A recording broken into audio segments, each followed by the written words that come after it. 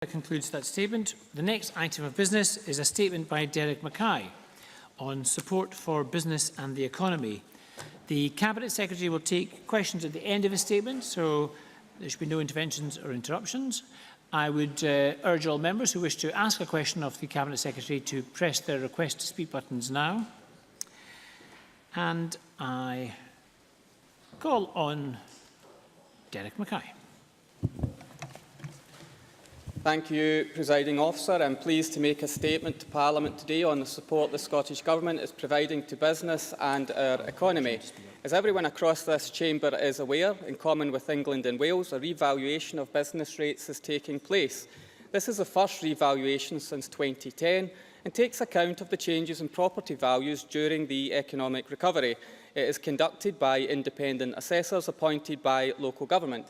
In December, I announced a range of actions this Government will take from April the 1st, if the budget is passed later this week, to minimise the impact of the rates revaluation, respond to concerns raised by business organisations and ensure a competitive system of business rates in Scotland. Firstly, to reduce the impact of bills overall, I confirm plans to reduce the poundage, the rate at which the tax is paid, by 3.7%. Secondly, we looked at what more we could do through the Small Business Bonus Scheme. Over the last 9 years, the Small Business Bonus Scheme has provided over £1.2 billion of support for our small firms, keeping them going through the recession, enabling them to expand and create jobs. We could have opted, as some have suggested, to reduce the Small Business Bonus so that more businesses pay rates, using the extra cash to support transitional relief for larger firms. This Government chooses not to do that. Small businesses are the lifeblood of Scotland's economy, and we are committed to helping them. So to help small businesses, we're extending the Small Business Bonus Scheme to provide 100% rates relief to business premises with values of up to £15,000. Last year, 80,000 premises benefited from 100% relief, and from April the 1st, a further 20,000 business premises will benefit, bringing the total number of premises who pay nothing at all to 100,000.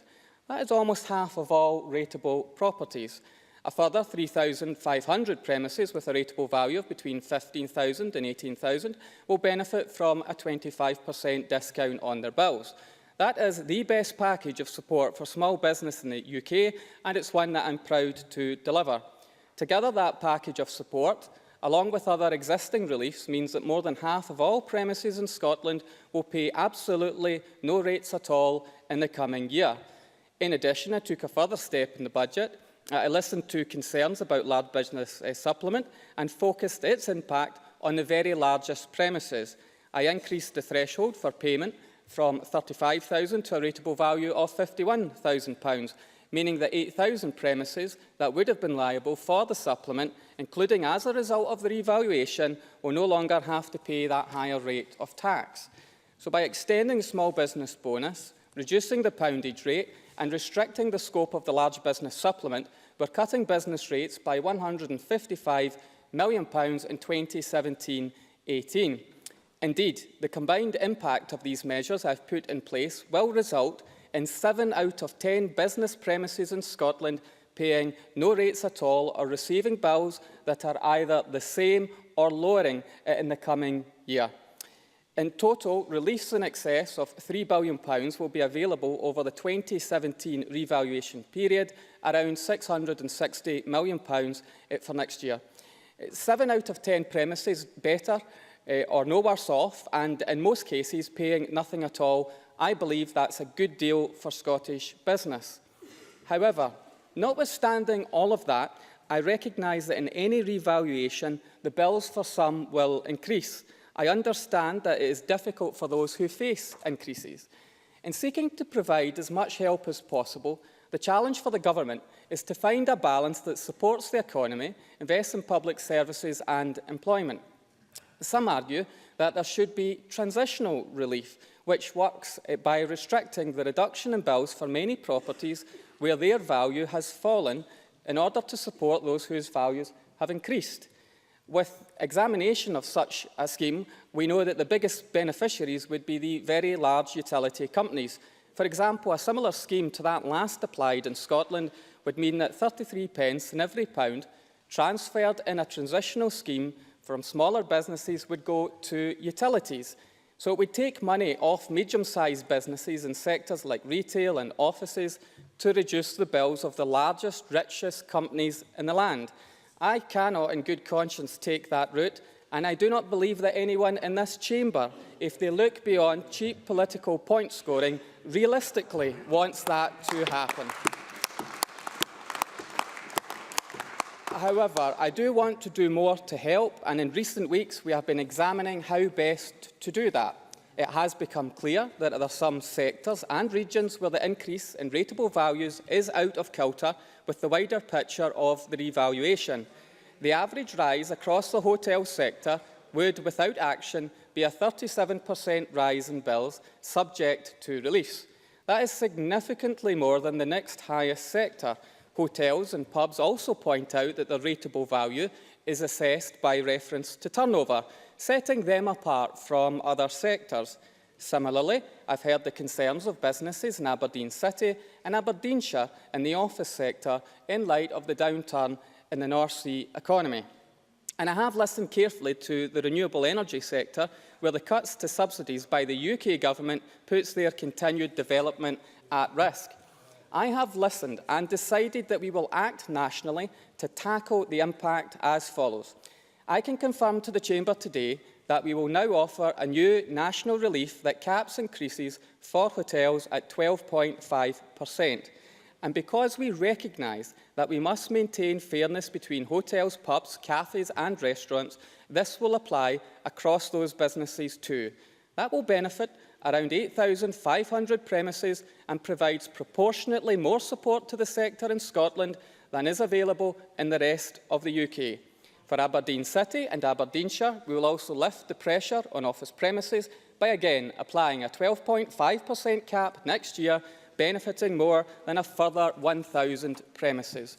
And for the renewables sector, we will offer a package of reliefs, including rolling forward current rates relief of up to 100% for qualifying community renewables projects and new build schemes, and lower the eligibility threshold related to community profit share schemes from 1 megawatt to 0.5 megawatt.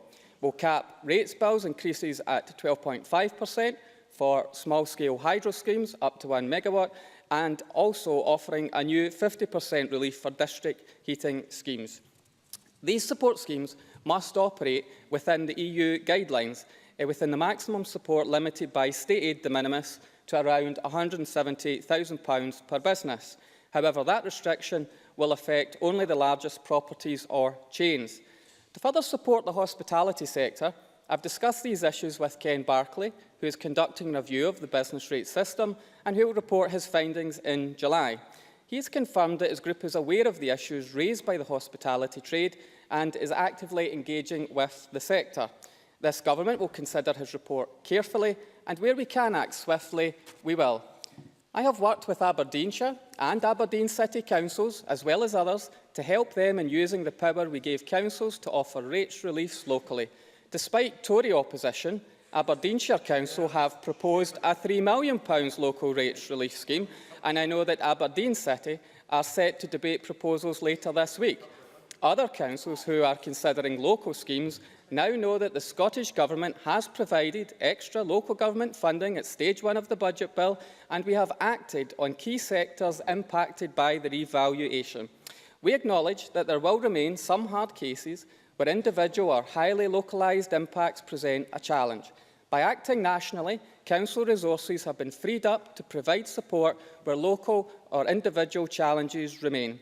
Any local authority that wishes to offer a local relief or discretionary assistance scheme will have the full support of this government in developing its plans.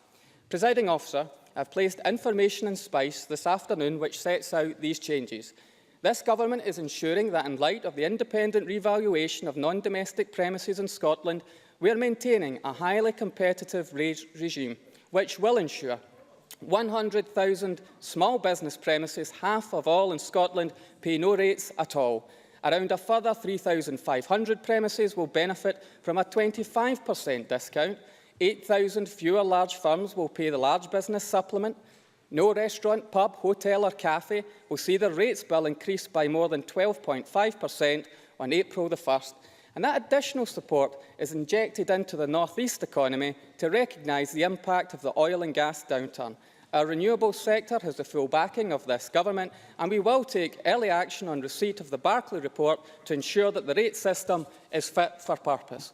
Overall, 7 out of 10 businesses in Scotland will pay the same or less next year than they currently do, with more than half paying nothing at all. That total package of support of rates relief is worth over £600 million, and I commend it to the Chamber.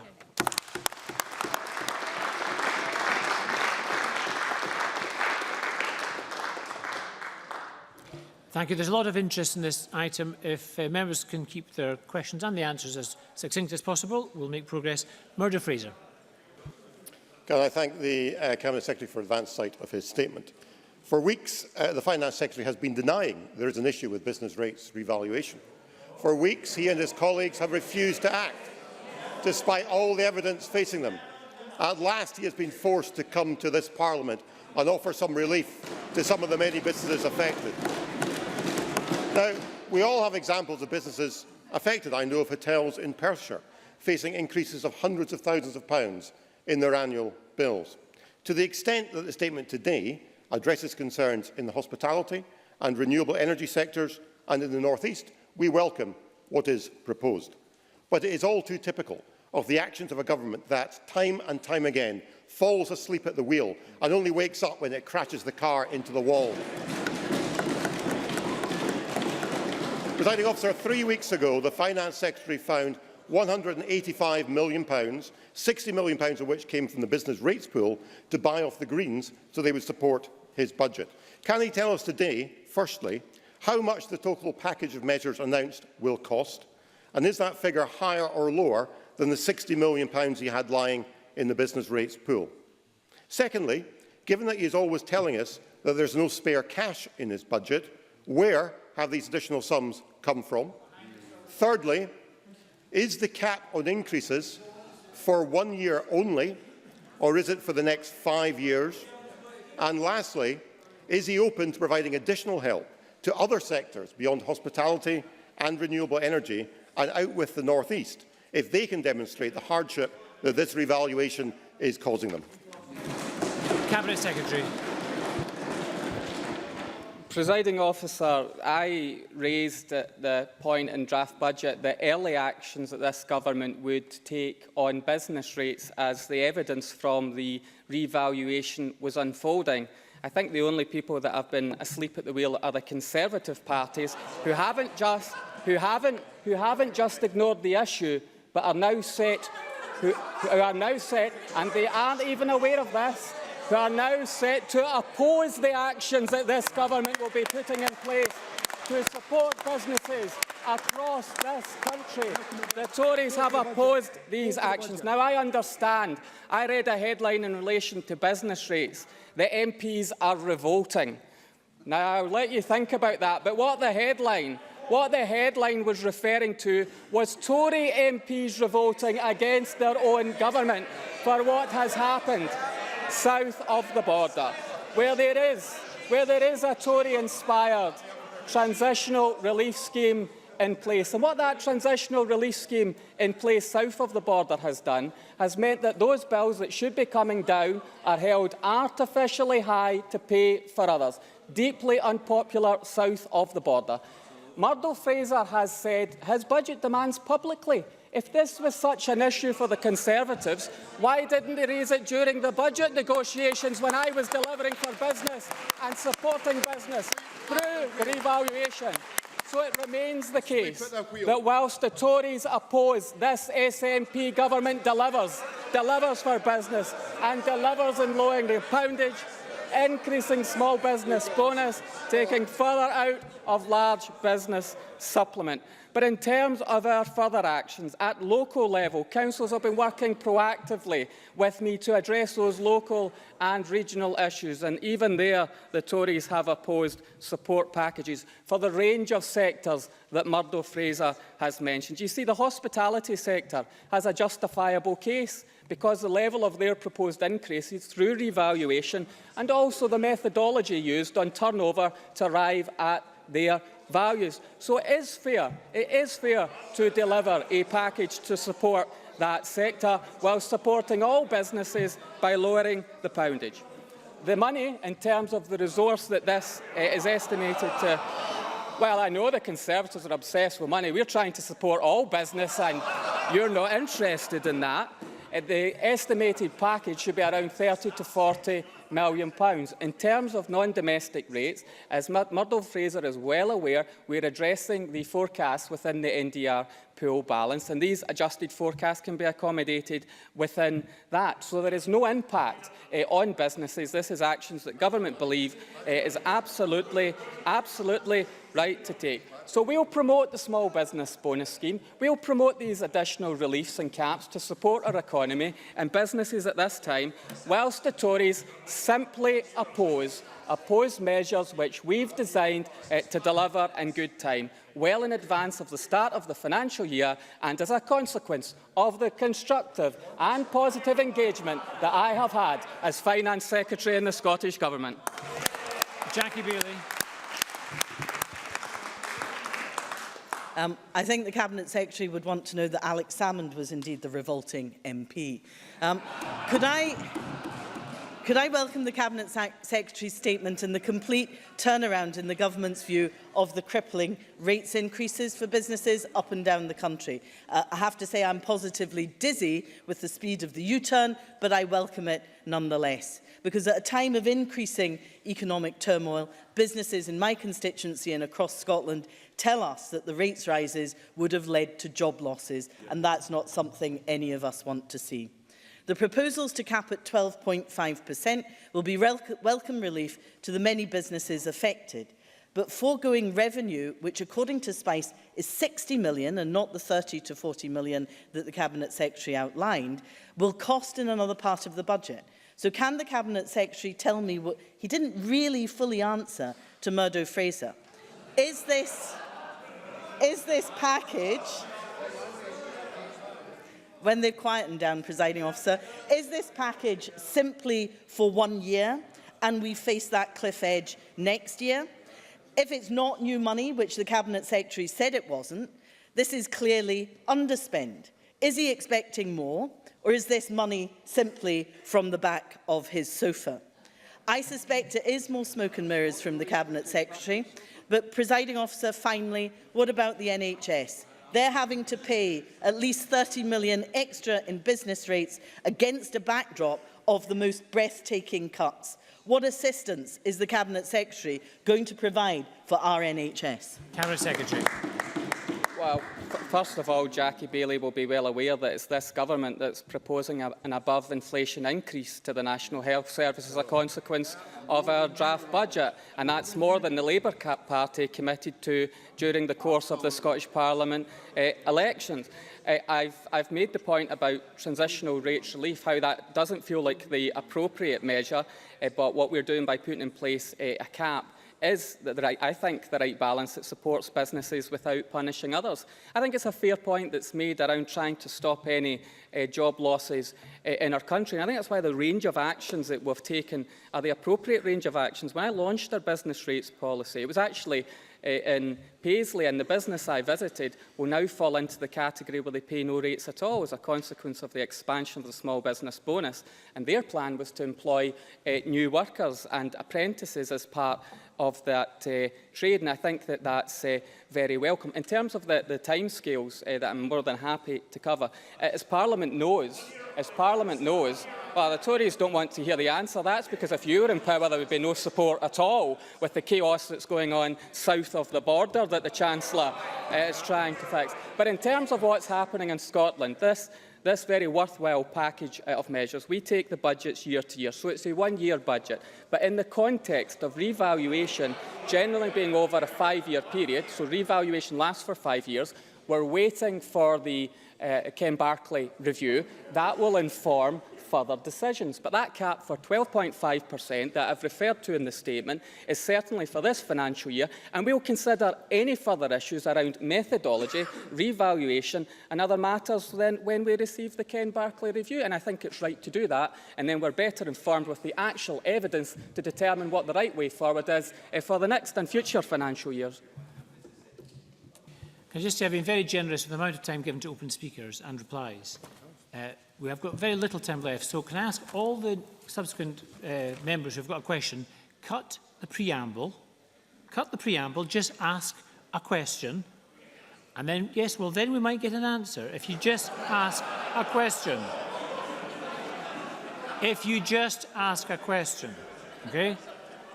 So, question number 1, Gillian Martin. Thank you, Presiding Officer. On behalf of the businesses in Aberdeenshire that I represent, I welcome the Cabinet Secretary's announcement today. This is yet another example of the Scottish Government stepping in to provide support for the North East, and I thank you for working so closely with me and my SNP parliamentary and council colleagues in this over the last few weeks. Would the Cabinet Secretary agree that as he has provided assistance for offices and hotels in the North East, that Aberdeenshire and Aberdeen councils should use their money to offer support to other sectors who might be affected by the revaluation? Can I just, members, when I say cut the preamble and get to the question, please follow my advice. Cabinet Secretary. Presiding Officer, I think it's a very fair and helpful point to now draw attention to the fact that there are 32 local authorities. A number of local authorities are proposing to take action on local rates relief schemes, and I think they should be encouraged to do that because there will be local circumstances that could be addressed by councils using their legitimate powers and funds to help address local issues. 3 councils are doing that or intend to do it. I think others could follow, and I think it's a helpful suggestion right across the political spectrum to take local solutions to sometimes what are local issues in addition to the national package that has been outlined this afternoon. Liam Kerr to be followed by Ben McPherson. Thank you. Last week, just over 10,000 businesses in City and Shire, Aberdeen City and Shire, were facing crippling business rate increases. Today's decision, according to the Finance Secretary's own figures, benefit 1,961 of those. So what comfort can he give to the other 8,000 businesses in the North East, which even after these emergency measures are still going to cut staff or close their doors due to this? Or is he seriously saying that councils will have to do all the heavy lifting when he's just cut their budgets? Cabinet Secretary. Well, actually, of course, we need to make the point that an extra £160 million as a consequence of parties who did engage constructively with the negotiation processes ensured that local authorities have that resource at their disposal. If there was a transitional rates relief scheme, many businesses, including in the North East, who would be expecting their rates bill to go down, would be sustained artificially high. We are not doing that. We are putting a cap in place to support particular sectors and a particular area of the North East, which I thought Liam Kerr would have been more welcoming of. He asked what other measures are in place: small business bonus, lowering the poundage for every business in the country, and I've drawn attention to the local rates relief schemes that can work around these schemes to ensure that we can helpfully cover other sectors, individual areas or individuals where that might be the appropriate thing to do. I say again, some councils have engaged constructively in this, and I welcome that engagement across the political spectrum. But it is shocking that the most noise has come from the Conservatives, and those who have opposed us most on what we have been doing to help has also come from the Conservatives. Ben McPherson to be followed by James Kelly. Thank you. There are a large number of businesses in my constituency that will pay no rates at all next year due to the expansion of the small business bonus scheme to cover 100,000 properties across Scotland if the budget is passed on Thursday. Therefore, to make sure the full benefit of this policy is realised across the country, will the Cabinet Secretary agree to write to all eligible businesses to inform them of the new threshold and to encourage them to take up the small business bonus and benefit from the rates relief they are entitled to? Cabinet Secretary. Yes, Ben McPherson is right that there are many businesses who should be aware of the eligibility criteria for release. So I think it would be the right thing to do to make all businesses aware of the release that they might be entitled to, so they can enjoy the support package that's on offer. Indeed, some of those who have been concerned about the rateable values I think have been under the false impression that they wouldn't benefit from release. So I think it's a good idea to do that and to make all businesses aware of the support that they could have. James Kelly, to be followed by Andy Whiteman. Thank you, Presiding Officer. I want to ask the Cabinet Secretary for the third time, what other areas of the budget is he raiding in order to support the announcement that he's made today? Can you be precise about the figures and where the money is coming from? Cabinet Secretary. Well, I have attended the Finance Committee and the Local Government Committee and tried to take people through the non-domestic rates issue. Further information could be made available. No area is adversely affected as a consequence of this decision. I say it's covered through the non-domestic rates, bringing the pool into balance, and I've been able to accommodate that within the forecast and the profiling. Andy Whiteman, to be followed by Mary Evans. Thank you, Presiding Officer. 4 brief questions, Cabinet Secretary. Does the Cabinet Secretary agree that we need more scrutiny in general over the non-domestic rating regime? 2, will the Cabinet Secretary be laying a statutory instrument to this effect, and when? 3, does he agree that future reform should include returning a significant element of both rate setting and relief scheme design to local government? And 4th, can he confirm that there will be no change to the local government settlement as a result of these changes announced today? Secretary.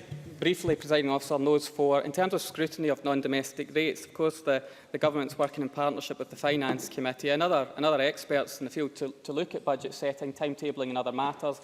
I welcome that, and yes, in essence, this could be considered as part of that review. In terms of the legal technicalities, it would require a statutory instrument, so I propose to lay that sooner rather than later, so that, of course, it's in effect before the start of the new financial year. I've covered the point around Budget Review Group looking at this issue, and as I say, I'm happy to confirm that there will be no negative impact to the local government settlement as a consequence of this. The numbers as outlined in the budget in relation to spend continues to be the case. Mary Evans, to be followed by Dean Lockhart. The Cabinet Secretary mentioned the Barclay Review. Now, can he confirm that the review is taking a root and branch look at the rate system, and that if it recommends he can take actions that he can take quickly that would alleviate pressure on businesses, that he will do so?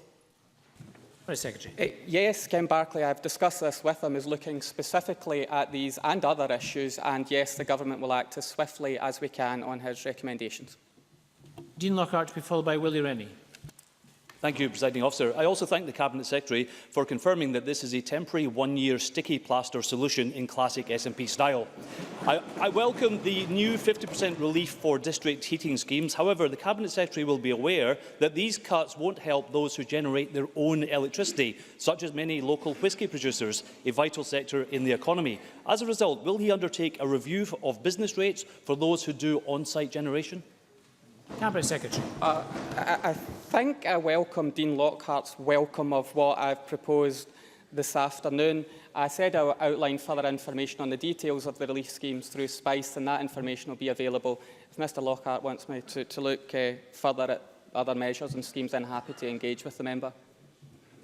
Willie Rennie, to be followed by Stuart Stevenson. Can I thank the Minister for an advance copy of the statement? The last time the Government bungled the rates revaluation, we recommended a cap of 12.5%, but at that time his government voted against it, alongside the Conservatives. When I met the Minister for budget talks, he said he had no money to spend. So can I try again? Where on earth has he found this money? And instead of muddling through, would it not be more sensible to have a moratorium on any increases until the Barclay Review has been concluded? Cabinet Secretary. Well, again, what I was able to explain to Willie Rennie is that non-domestic rates is most certainly complex, and I can give further information on the profiling of it. I've covered how there are forecasts, and there is bringing the... I don't know why the Conservatives think this is so funny. A lot of businesses were very keen to find out how the Government was supporting them, and I think we'll welcome a number of measures that have been outlined today. But in terms of Willie Rennie, I think the capping is the right decision in circumstances, not transitional relief. I've outlined how non-domestic rates financing has worked, and I certainly do believe that this is the right package, and I believe that capping is appropriate as opposed to transitional relief for the reasons that I've given. And we'll also learn from what's happened through this revaluation and hear from Ken Barclay what further recommendations he will make. And I'm happy to engage in a cross-party way to see how we take the issue forward to ensure that we get the balance right. Stuart Stevenson, to be followed by Daniel Johnson. Can I welcome that there are 972 businesses in Murray and Aberdeenshire will benefit from today's announcement, adding to the 9,608 premises that will pay no more in rates in the coming year than in the past year. But in relation to appeals on valuation, is the Minister minded to follow the example of the UK Tory government that is making appeals in England more difficult than they were previously as a response to the crisis there?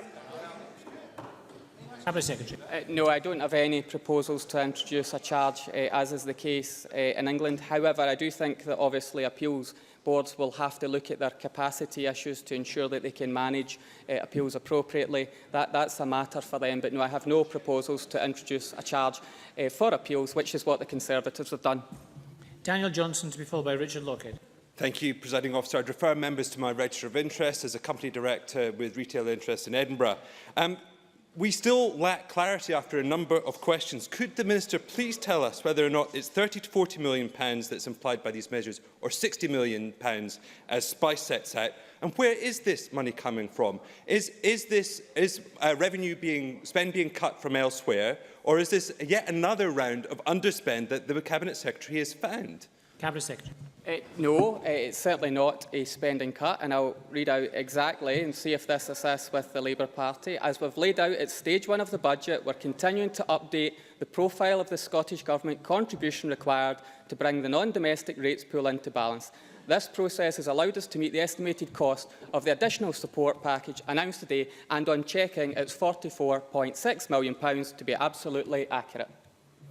Richard Lockhead, to be followed by Rachel Hamilton. Can I also thank the Cabinet Secretary for being the hospitality industry's white knight and greatly helping my constituency. But in terms of other sectors in particular, does he also agree that the assessor should fast-track the appeals process for businesses facing increases of hardship? And can he and his colleagues in the Scottish Government also contact the UK Government to ensure they're taking steps, given that yesterday's Caterer magazine reported that roughly 2,000 hotel companies in the UK face insolvency due to Brexit, and we need a cut in 2018. Other measures urgently. Cabinet Secretary. Mr Lockhead's right that the assessors and appeals panels should consider their workload very carefully. I can't direct them in that, but I would certainly encourage them to consider their workload, to handle the issues sensitively and look at the support for business as they manage the appeals that they will be receiving. Another opportunity to remind businesses who believe that they have the wrong values to appeal those so that they have the correct values in what essentially is an independent process. But the actions that the Government can take, I believe we have taken to ensure that we have a competitive rates regime in our country. Rachel Hamilton, to be followed by Ash Denham. I draw members' attention to my register of interests, and members will be aware that I am a business owner. Why now, after months of anxiety and worry within the hospitality industry, has the Scottish Government at the 11th hour admitted that it had the power to help at all, but refused? And does Derek Mackay believe a cap of 12.5% for just 1 year goes far enough to stop job losses and closures in pubs, hotels and restaurants? Cabinet Secretary. Well, I'd again make the point to Rachel Hamilton, what we're doing is more than the Conservatives have chosen to do at a local level, more than they're choosing to do at a UK level, and you're opposing to support what we're trying to do to support the hospitality sector. But Rachel Hamilton fairly asks, why now? There is more information that has emerged through the valuation process that informs decisions. I think that's an appropriate response to take, looking at the evidence, engaging with businesses, engaging with local authorities to get the balance right in advance of the budget. The question is now not for the Government, but to the Conservative opposition. Are you going to oppose that very generous package of relief to support businesses at this time? Ash Denham to be followed by Alexander Burnett. The Cabinet Secretary has listened to business, like those in the hospitality sector in my own constituency of Edinburgh Eastern, who faced disproportionate rate rises, and he's acted, and that is very welcome. Would he encourage the Tory government in Westminster, which is currently being accused by its own backbenchers of misleading businesses over the rate rise in England, to take the same constructive approach? Cabinet Secretary. Well, I obviously watch very closely what happens south of the border. Happy to share information and the reliefs that we have in place, but I think we've got the package right for Scotland, one that supports business and takes a closer look at the issue through the Barclay Review, and then we can consider their findings in a very methodical and helpful way. Alexander Burnett. Thank you, Presiding Officer, and I refer members to my registered interest. Presiding Officer, an issue that was... Presiding Officer, an issue that was raised before this U-turn was businesses having to destroy premises rather than face punitive empty property rates of 90%. Will the Cabinet Secretary recognise he is destroying Scotland's balance sheet unless he addresses this? Cabinet Secretary. Presiding Officer, I feel that the package of reliefs is comprehensive, but I don't know if it's comprehensive to cover every element of Mr Burnett's interests. I think that in fairness, all rates reliefs should remain under review to make sure that we get the balance right, to support business and make sure that our interventions are the appropriate ones, informed by the evidence, through engaging with business, and I think, as I've said, the Ken Barclay Review, which will report in the summer, around about July, should help inform that debate. And in a cold light of day, maybe when we look at all that evidence, there is a different way to do certain things, but I'm certainly sure that the delivering of the manifesto commitments around small business bonus and a range of other actions are correct in the circumstances. Thank you, and I thank those members and the Minister for their attempt at brevity, getting through that statement. We now move on to the next item of business, which is a debate on motion 3912, in the name of Derek Mackay, on the Scottish rate resolution. And members should note that I will put the question on the motion immediately following the conclusion of the debate, which will be at decision time, but it's actually before decision time, but it will be at 5:15 today. I would call on any members who wish to speak in the debate to press the request to speak button, and I call on Derek Mackay to speak to and move the motion. Presiding Officer, this is a historic day, a day when the Scottish Parliament votes to set all rates and bands for income tax in Scotland for the first time in over 300 years. These powers expand on the limited income tax rate setting powers we had last year and allow the Scottish Government to make better decisions to support the people and economy of Scotland. It's important that Parliament understands that in so doing, if we fail to set the rates, then we put at risk the collection of some £11.9 billion in Scottish income tax.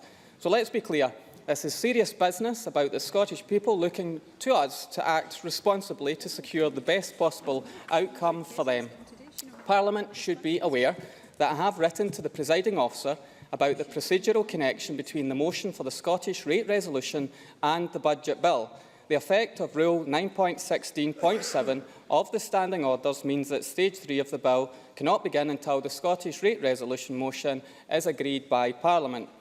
No party won a majority mandate at the Scottish Parliament election. However, the greatest proportion of the electorate supported the Scottish Government's vision for the next 5 years.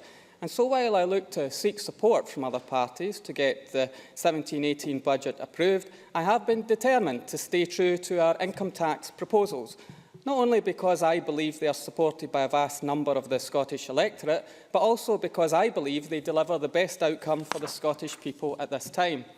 The clear vision we set out for income tax last March remains as stated: to protect low and middle income taxpayers, whilst asking those who earn the most in Scotland to forgo a significant tax cut at a time of continued UK Government austerity.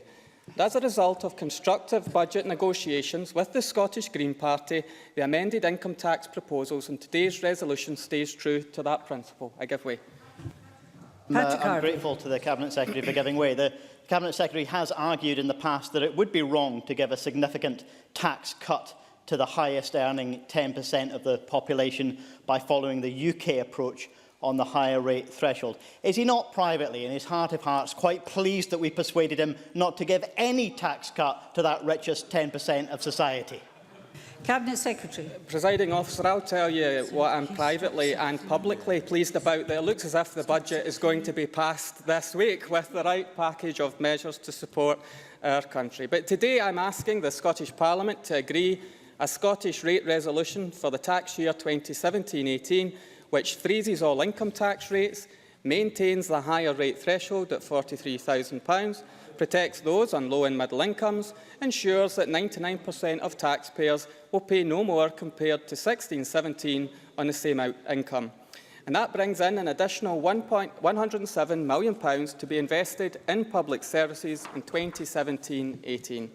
This is an additional £107 million which supports a budget that will, if passed on Thursday, protect our NHS with record investment, deliver a living wage for social care workers, continue free tuition, expand early years provision, support efforts in energy efficiency and increase house building, and support local services.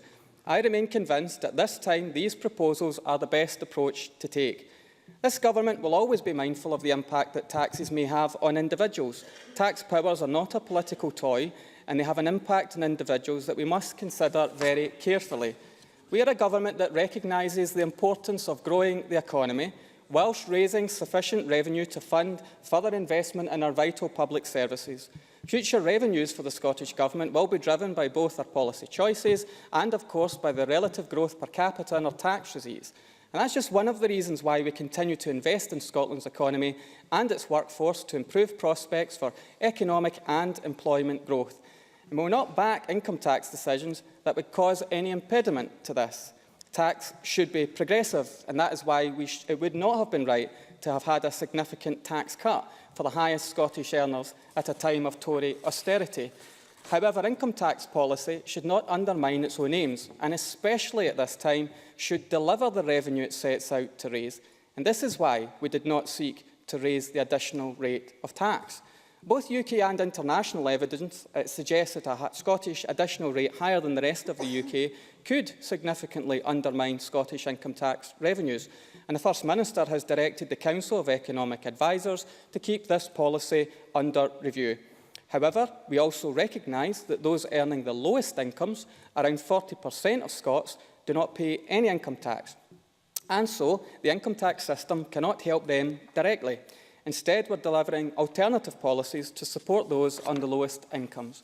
For example, the council tax system, the rates paid by those in the 4 highest council tax bands, E, F, G and H, will be adjusted in a move that will generate £111 million a year, whilst protecting those on low incomes in these bands.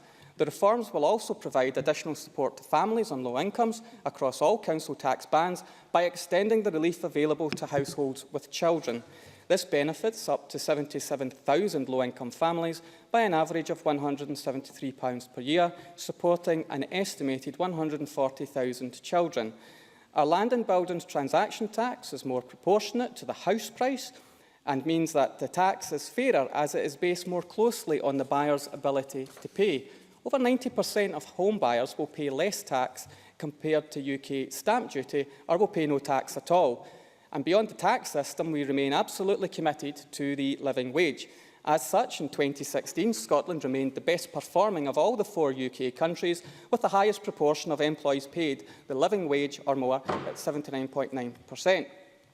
There has rightly been significant debate over how this Parliament uses our new income tax powers.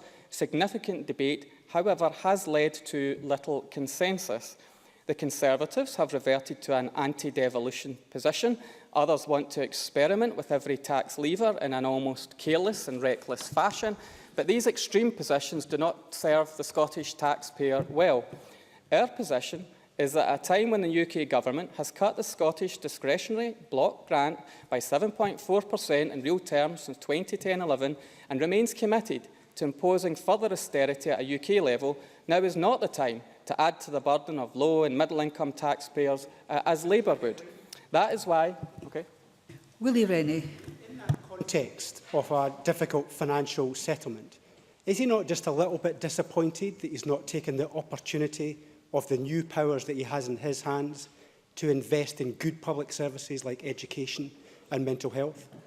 Cabinet Secretary. Well, as a consequence of the budget that I'm proposing, we will invest an additional £900 million towards the public services of Scotland, and I don't think it would be right to increase the basic and a higher rate of tax, because that doesn't end austerity, it just passes austerity on to those people and some of the less well-off in our society. So that is why we have chosen to freeze the basic rate of income tax for 2017-18 and over the course of this Parliament. However, now is not the time to be giving away a substantial tax cut as the Tories would. So by asking those higher earning Scots to forgo a tax cut, additional revenue will be raised to support our vital public services at this time. Of course. Daniel Minister Johnson. just confirm that the amount raised by that measure will be a mere £29 million? Cabinet Secretary. Well, our position on income tax through the block grant adjustment raises an additional £107 million. Now, in terms of divergence, for less than the cost of a weekly prescription in England, living in Scotland ensures access to an NHS that is properly funded, gives families access to increasing amounts of free childcare, means young people pay no tuition fees, and there is no prescription tax on ill health, and that our older generation are able to benefit from free personal care for the elderly. Furthermore, were we to match the proposals of the rest of the UK, as the Conservatives suggest, the Scottish Government's budget would need to lose an additional £107 million, leaving the question, where instead would this money come from, and what public services would the Conservatives cut to pay for that? Others in this chamber have suggested we need to impose a far greater tax burden on the people of Scotland.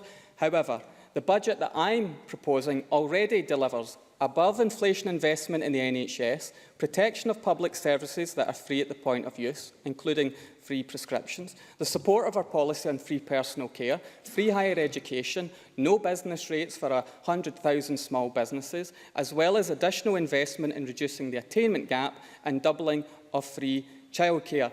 I remain convinced that our income tax proposals strike the correct balance between protecting low and middle income taxpayers but still raising a necessary additional revenue.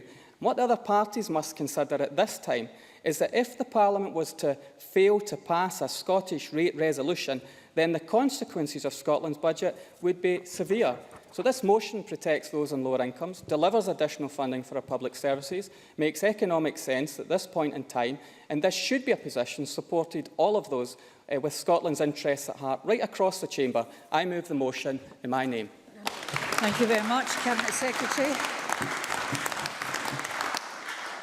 Now Comrade Fraser. 7 minutes, please, Mr Fraser. Thank you, Presiding Officer. Let me start on a point of agreement with the Cabinet Secretary. This is indeed a historic moment in the history of devolution. For the first time, this Scottish Parliament has control over the rates and bands of income tax payable by Scottish workers. This substantial new power has been delivered by a Conservative government at Westminster, strengthening this Parliament as part of the devolved structures of the United Kingdom and proving that Conservatives in government keep their promises. Now, I don't think it will come as a surprise to anybody in this chamber or outside it, Deputy Presiding Officer, when I say that we will be opposing the rates resolution today. We believe that the Scottish Government has made the wrong choices when it comes to income tax. The SNP plans to create a tax differential between Scotland and the rest of the UK, which will mean that some 374,000 people in Scotland will pay more tax here than if they lived south of the border. And contrary to the claims made by some on the SNP benches, we are not talking just about the wealthy. I'll make this point and I'll give way. The Finance Secretary told the Parliament on the 2nd of February that these changes would affect just the top 10% of earners. But this figure is incorrect. The true figure is 14.6% of income taxpayers who will be affected, more than 1 in 7. And this figure includes train drivers, nurse consultants and some teachers, hardly the super rich. Indeed, there are many thousands of households with 2 adults and children where just one adult is working, the other has childcare responsibilities, and the one worker in the household earns just over £43,000, which therefore represents the entire household income. These are not wealthy individuals. These are not individuals with spare cash at the end of the month, and yet these are the individuals that the SNP are targeting with their proposals. Yes, I'll give way to Mr Harvey. Patrick Harvey. I'm grateful. Just in relation to that one hypothetical scenario, does Murdo Fraser accept that someone who is earning just above that threshold will barely pay a penny more in tax, because it's only the element of their income above the threshold which pays more? I'm sure Mr Harvey will be aware. I mean, this is, first of all, this is not a hypothetical situation. I know plenty of people in these circumstances, the one earner in the household earning just above the higher rate threshold, and if they're earning £45,000, we're paying an extra £400 a year as a result. Now, I'm not surprised that the Greens back these plans. Of course, they would like to go further. Now, I don't agree with Mr Harvey, but at least he has a principled stance on it. It seems to me that the SNP are caught right in the middle here. They talk left, they talk the language of higher taxation, but in fact they're afraid to go there because they know what the electoral consequences would be. Now, if the SNP's plans were bad enough when they were introduced, they were made even worse with the grubby budget deal that was stitched up with the Greens, which increased the tax differential still further. In the long run, it will be both the Scottish economy and the Scottish public finances that will lose out. For we know it is the performance of the Scottish economy that sets the overall size of the Scottish budget. And we know that Scottish GDP growth lags behind the UK as a whole. We know that unemployment here is higher, that employment rates are lower, and that business confidence is substantially lower. And the danger of having higher taxes in Scotland compared to the rest of the UK is it simply entrenches economic underperformance. The SNP might not want to listen to us on these points, Deputy Presiding Officer, but they should listen to the voices of Scottish business. The Scottish Chambers of Commerce said that creating a tax differential between Scotland and the rest of the UK would set a dangerous precedent. The Institute of Directors in Scotland said that these plans would send the wrong message and have a negative impact on the Scottish economy. A taxation disparity, they said, between Scotland and the rest of the UK is not good news for business when competing for talent. Yes, why not? Mr. Mason. John Mason. Would the member accept that within Switzerland, amongst the cantons, and within the United States, amongst the states, there are lots of tax differentials, and it does these countries no harm whatsoever? Murdo Fraser. Well, see, I'm very disappointed in Mr Mason, because I remember the time Mr Mason used to argue for lower taxes. He used to argue for cuts in corporation tax. He seems to have had a complete change of direction.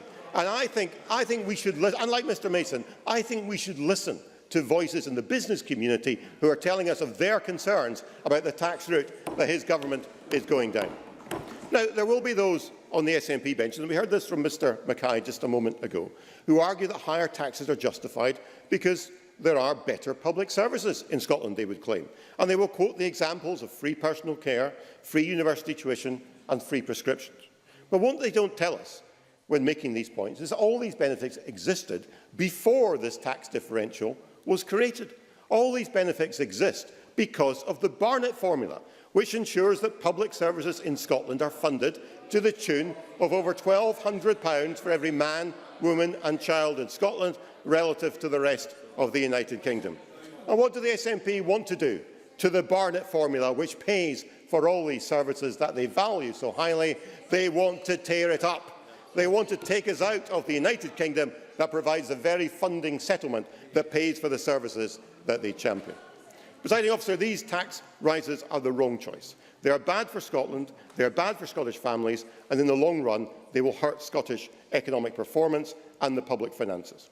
But perhaps even worse than that, we found out 3 weeks ago that they were not actually necessary at all. Because 3 weeks ago, Mr Mackay came to this Parliament and told us that in order to fund his budget deal with the Greens, he had found an extra £185 million down the back of the sofa. A good rummage under the cushions, and the best part of £200 million was produced in order to buy off the Greens and get his budget deal through Parliament. The total being raised by creating this income tax differential is £107 million, substantially less than the £185 million that the SNP had lying spare. £125 million underspend plus £60 million from the business rates pool. And to make matters worse, we've heard even in the last half hour from the Cabinet Secretary, he's come to this chamber and produced, as if from nowhere, another £40 million. He accuses other parties, Presiding Officer, of having a magic money tree. There's no one as magical as Mr Mackay when it comes to producing money out of nowhere to get himself out of a budget hole. So there was no need whatsoever for these tax rises. Mr Mackay could have funded all his original spending plans without raising a single penny extra in income tax. The SNP are taking the taxpayers of Scotland for fools, and they will not easily forget it. Presiding Officer, we on these benches won't always be arguing for keeping taxes the same as the rest of the UK.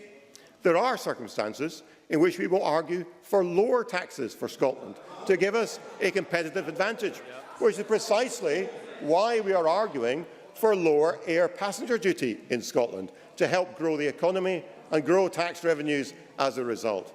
Now, I am pleased that the SNP benches share our ambition in relation to air passenger duty. It's just such a pity they cannot apply that principle to income tax as well. Presiding Officer, we do believe it is foolhardy at a time of Scottish economic underperformance to send out a message that Scotland is the highest taxed part of the United Kingdom. We should instead have a government taking measures to grow our economy and grow our tax base. It is much to be regretted they are going in the other direction.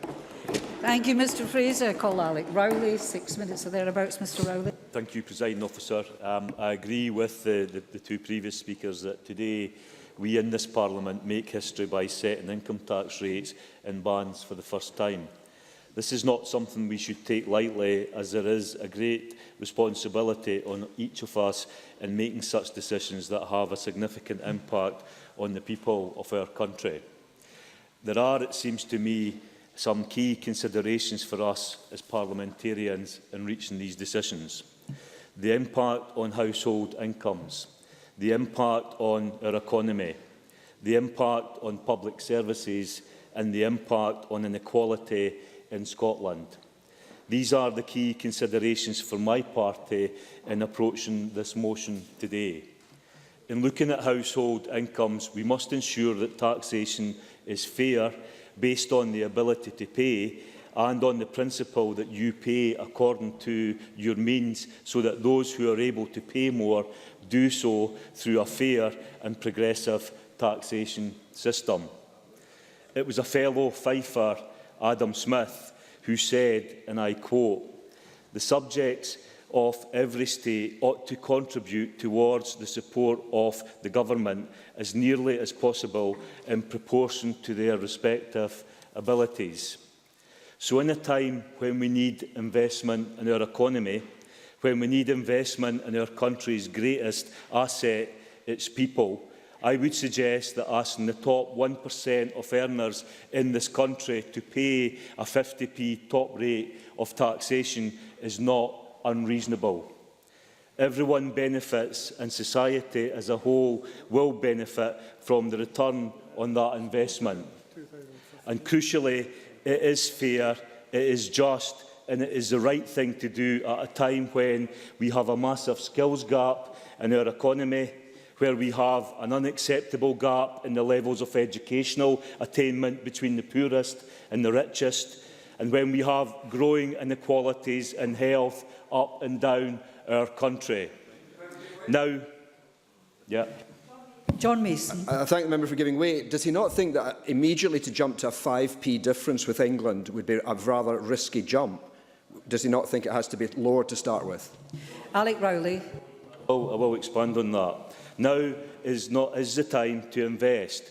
And whilst the SNP seem more interested in what the Tories have to say, I would say the Tories are wrong. They are wrong when they say we cannot have a different tax policy from England. They are wrong in their assertion that increasing tax would damage our economy. Let us be absolutely clear. What has damaged our economy is failed Tory austerity. And what is damaging our economy here in Scotland is the SNP failure to stand up to failed Tory austerity, choosing instead to use Scotland's Parliament as a conveyor belt for that failed Tory austerity. As Oxfam have so succinctly put it, the UK's current austerity programme threatens to solidify the UK's position as a country of growing inequality and poverty. It emphasises on cutting public spending as opposed to increasing taxes, has already begun to increase the hardship faced for people on low incomes, whilst allowing the richest to bear a comparatively small burden of the pain. And they go on to say, as millions more are expected to be living in poverty and at risk of poverty by the end of the decade, the richest look set to get richer. Is this really what the Greens stand for? Is this what the SNP stand for? Or will they join us today, reject this motion in front of us and bring forward a progressive approach to using the powers of this Parliament in the best interest of Scotland's people, in the best interest of Scotland's economy and ultimately in the best interest of Scotland's future? So every individual MSP in this chamber has that choice. The Tory SNP way: failed austerity, public services in crisis, lack of opportunity, low wages and growing insecurity. Or a real recovery, growing our economy, investing in public services, investing in skills and jobs, giving every Scot the best chance in life. We have a chance, Presiding Officer, to shape the future provision of public services in our country. We have a chance to give young people a better future, investing in childcare, investing in education, in skills and investing in jobs. We have the chance to provide better care where it is needed. We have the chance to give those who have given all their life to our communities dignity and respect in old age. I say choose investment, choose people, choose a stronger Scotland. Vote against this motion today and stand up for Scotland. Thank you, Mr Rowley. Before I move to the open debate, there are 5 members who, if they wish to speak, better press the request to speak buttons now. And I call Gillian Martin to be followed by Liam Kerr. Ms Martin, please. Thank you, Presiding Officer. I welcome this debate today because it gives a chance for us to call out the ridiculous rhetoric around the Scottish rate of income tax perpetrated in this chamber week after week by the Tories.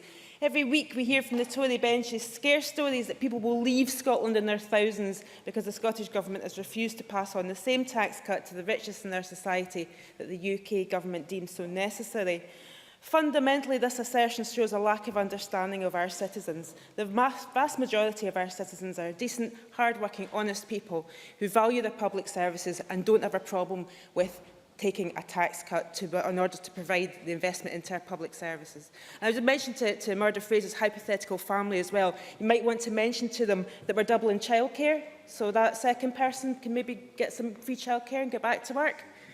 Decent people do not up sticks and leave a country because they are asked to pay their fair share of taxes to keep public services going, from which we all benefit. Hard-working people are not just those who earn a very high salary. Yes, Daniel. Daniel Johnson. I quite agree with the member that we're right to make the argument for public services. We're right to make the argument for differential income taxes to pay for that. But why is the SNP government being so timid in terms of limiting that ambition to simply not changing a threshold? Gillian Martin. Well, I will come on to the other side of the coin later in my speech if you give me a couple of minutes. Hard-working people are not just those who earn a very high salary. That kind of rhetoric that we've all heard that claims that taxing higher earners a little bit more is penalising hard workers or people with aspiration is frankly offensive to everyone working hard for whatever wage they can earn, skilled or unskilled. We all work hard. We all aspire to live a life that is without financial hardship. The hardest working people are those who work for the minimum wage, who often have to have 2 jobs to get by, who are raising families as they work those jobs, who are struggling to make ends meet, who needs the highest earners to pay their fair share, and who should have an income tax level that lifts them out of in-work poverty. The hardest working people are the middle-income workers who do not qualify for any kind of benefit top-ups, but who still find it hard to cover their bills from month to month, never mind save anything. That these people will not only see an increase in their income tax, and in many cases in their council tax, is fair. And given the challenging economic times, it's only right that 99% of Scots will pay no more income tax than they did last year. That we do not want to give the top 10% of earners in Scotland a tax cut at the expense of others who find it harder to get through the month, given an age of austerity in which we live, is a moral choice. And I am utterly convinced that most of that 10% believe it's a fair choice too, and will not suffer any hardship as a result of the Scottish Government's decision. Honest, decent, hard-working people want to pay their fair share. They do not want to hide what they earn in order to avoid taxes. They do not want special circumstances that make their tax bill disproportionate to those on lower incomes. And what do we get with those taxes? We get the Schools for the Future programme, delivering new schools across Scotland. In my constituency alone, I have one new secondary school that's less than a year old in the Ellen Academy. One new primary school's foundations are currently being laid in Turriff, and plans are underway for a new Inverurie Academy. That's investment in public services, that's investment in people's education. People in Scotland also do not have to pay for prescriptions. We do not unfairly tax ill health. Young people do not have to pay tuition fees for college or university. We do not unfairly tax the right to be educated. We have a roads infrastructure investment in my area of the North East that's unprecedented, and a promise of 100% digital connection in Scotland by 2020. We are investing in Scotland. And I, like all my colleagues here today, am one of the higher rated earners, and I am happy to pay my fair share of tax for the kind of life that I want people in this country to have. And if the people of Scotland didn't agree with me, we would not have the government we have, voted in last year for a third term. Thank you very much. I call Liam Kerr to be followed by Kate Forbes. Mr Kerr, please. Thank you, Deputy Presiding Officer. This government has been given the responsibility for setting income tax. It could have chosen to reduce the tax burden on Scottish people and businesses, to encourage inward investment, to make Scotland a more attractive place for professionals, entrepreneurs and job creators to move to and base their families. Instead, thanks to their deal with the Greens, the SNP's budget will see 374,000 people paying more tax than they would if they lived south of the border. It's early, but yes, of course. Ivan McKee. Will the member not recognise, the member said tax, will the member not recognise that tax is wider than income tax and that the average council tax bill in Scotland is £400 lower than it is in the rest of the UK, which everyone benefits from? Liam Kerr. I thank the member for the intervention and for particularly bringing in council tax, which I assure him I will come on to later, because I compare with the rest of Scotland, not necessarily with the rest of the UK. So in The Wealth of Nations, Adam Smith said, there is no art which one government sooner learns of another than that of draining money from the pockets of the people. Even he cannot have envisaged how quickly this government would learn. But let's leave aside the question of whether the government deserves over half of people's income, regardless of how hard they work to earn that money. Let's leave aside that more than 1 in 7 workers will be paying more income tax than their counterparts south of the border, and that according to SPICE and the Fraser of Allender Institute, the Scottish Government's total budget is up in real terms from what it was in 2010-11 to 2017-18. We need to go back to base principles. You cannot tax your way to prosperity. If you raise taxes on people too high, they leave or cease producing wealth. These are the workers. They produce the wealth. It is not your money. It is their money. And the Scottish Government does not know better than the people who earn it how to spend it. I well recall Di Alexander, the chair of the Scottish Rural Poverty Task Force, saying to the Economy Committee just last year, if people save money on bills, they put it in their pockets, which they can spend on the local economy. So when an innovator, an entrepreneur, an investor has an idea for a business, will she build that business in Scotland, where it will be punished for her success? Or will she look south of the border? A quick one, please, Mr Mason. John Mason. Would the member accept that £1 in the pocket of a poorer person is more likely to go into local services than £1 in the pocket of a richer person? Liam Kerr. I thank the member for the intervention. It's an interesting question, but one that I won't answer here, simply because the member that asks it is the one that famously isn't quite sure of the distinction between the national debt and a national deficit. So if he does want to write to me afterwards, I'll explain it in some detail for him. So when a newly qualified nurse looks at where would be best to base himself for a successful career, will he choose Scotland where when he reaches a mid-senior level, he can expect the government to take 40p out of every pound earned, or south of the border, where he won't have to worry about that until earning at least 50,000. But if only it were just income tax. Because across the North East, we didn't hear from Gillian Martin, but people are receiving letters informing them of the council tax they have to pay next year. No, thank you. I'm running out of time. You had your chance, Ms Martin. Informing over half of residents in Inverary or Ellen, where the majority of people live in Band E houses or higher, that the tax on the home that they bought with a big mortgage in which to raise their family is about to rise. And that is before any rises that the chronically underfunded local council may have to levy in addition. Now, Murdo Fraser detailed how Scotland is underperforming the rest of the UK. The solution has been made very clear. The Scottish Chamber of Commerce said the focus should be on growing the economy, not increasing taxes, and creating a differential between tax bandings north and south of the border will set a dangerous precedent. Former MSP and RBS economist Gordon Wilson said the best way to sustainably double revenue is to double the number of taxpayers in Scotland wealthy enough to pay it. The Institute of Directors said that the SNP's tax plans will have a negative impact on the Scottish economy. The Royal Society of Edinburgh were clear. While there may be a political incentive to target high earners, there should be a high level of caution exercised by the Scottish Government not to shrink its tax base. And Johnson Carmichael warned that higher taxes in Scotland could see businesses move elsewhere. And well, we recall that when the 50p tax rate was reduced to 45p, it raised an additional £8 billion from additional rate taxpayers. But Mr Mackay knows this. On air passenger duty, he claims that their proposed 50% cut, quote, is a fundamental component of our efforts to boost Scotland's economy through generating sustainable growth. In 2012, Alex Salmond told business leaders that lower corporation tax would be, quote, the best available weapon to improve Scotland's competitiveness. And what concerns me most is the direction of travel. It was the Greens who got this through.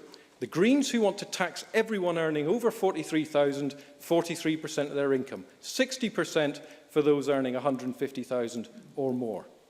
They want to end the personal allowance for those earning 100,000 and bring in council tax proposals that would see Band H householders paying more than £7,000 a year. Some bedfellows. Not now. The members, not only in his last minute, I don't think your card's in.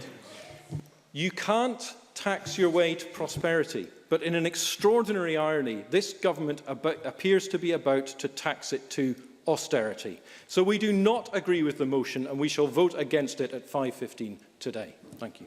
Thank you very much, Mr Kerr. I call Kate Forbes, followed by Daniel Johnson. Ms Forbes, please. Thank you, Presiding Officer. I'd like to start by reminding the Chamber that I am the PLO to the Cabinet Secretary for Finance and the Constitution. Presiding Officer, today's debate is not so much about tax as about the hard-working men and women in this country from Lerwick to Lockerbie who go to work, earn a living and contribute part of their income to the welfare of our society through income tax. That contribution, that tax, is quite rightly paid in proportion to income levels and directly makes this nation the safe, educated, healthy and compassionate country which we call home. And it's thanks to the teachers, cleaners, dinner ladies, to the accountants, the entrepreneurs, the secretaries, the joiners, electricians and chefs, the doctors, nurses and therapists, the CEOs, board members and advisors, the men and women who get up and leave home in the dark, those who get home in the dark, and those who are working so many hours they do both. This nation would be crippled without them, not just because of the services they provide, but also because of the contribution they make to our public welfare through income tax. And there are many decisions taken in this chamber on an almost daily basis about how we spend money. But, Presiding Officer, in those debates, we as elected members should never lose sight that we're discussing the hard-earned income of men and women across this country, and there is a responsibility on us to spend it well. And on that, I agree with Liam Kerr. It's not our money, it's theirs. I'll take an intervention. James Kelly. Thank Kate Forbes for taking the intervention. She was talking about those hard-working CEOs, many of whom earn over £150,000 a year. Do you think it's right that they're not being asked to make an additional tax contribution when councils are going to have their budgets cut by £170 million as a result of Mr Mackay's budget? Kate Forbes. Yeah, I thank the member for that intervention, because it allows me to make the point, which goes right to the heart of this entire debate, that our economy depends on the tax raised by people who are earning over 11,500. We do not think that people who are earning 11,500 should be paying more, which is what the Labour Party propose. But we do believe, and on that point I would agree with the member, that those at the higher rates should not have their taxes cut, as is being proposed south of the border, and those in the top 1% are being asked to pay a little bit more. So I hope that answers the question, and also lets me go right to the heart of this debate on tax. And the thing is that in the Holyrood elections, the people of Scotland delivered a resounding verdict on the party's plans for spending and raising revenue through income tax. And members in this chamber might make a lot of noise about their suggested alternatives to the government's proposals. But those alternatives were soundly rejected in the ballot box, and for good reason. Murdo Fraser said that the SNP are stuck in the middle, and I'm quite proud to be standing in the middle in a position of common sense between two ludicrous positions on the left and the right of this chamber. On one side, the Tories are whinging that higher rate taxpayers are paying a little bit more tax than in England and Wales, not because of what this government has done, but because the Tories in Westminster have actually cut taxes for the higher rate payers. And on the other hand side, as I've already said, the Labour Party are arguing that people earning as little as 11,500 a year should pay more. And that is passing on austerity to the household budgets of the lowest income taxpayers. And both positions, I believe, are grossly unfair. And it's only this... Yeah, with pleasure. So Daniel Johnson. Is the member happy then that Highland Council, where she's from, is receiving an £11 million cut, or 2.7% of its revenue funding from the Scottish Government? Is she happy to defend that? Kate Forbes. I'm more than delighted that I'm more than delighted that looking at how much extra Highland Council has before and after the additional £160 million that this government has put directly to Highland Council. I am delighted that there is more funding going to Highland Council this year, and of course they've just increased in their budget to take advantage of that extra 3% in council tax. But the two main reasons why, as I said, I'm proud to be in this middle position is because most hard-working families are still struggling to make ends meet, and this is not the time for tax rises. But secondly, our public services are under pressure, and so it's certainly not a time to cut taxes for our higher rate taxpayers, as is happening elsewhere in the UK. And this is the fairest course of action, and it means that 99% of adults will pay no more tax given their current level of income than last year. But this motion does ask higher rate taxpayers to forgo the tax cut that was implemented elsewhere in the UK.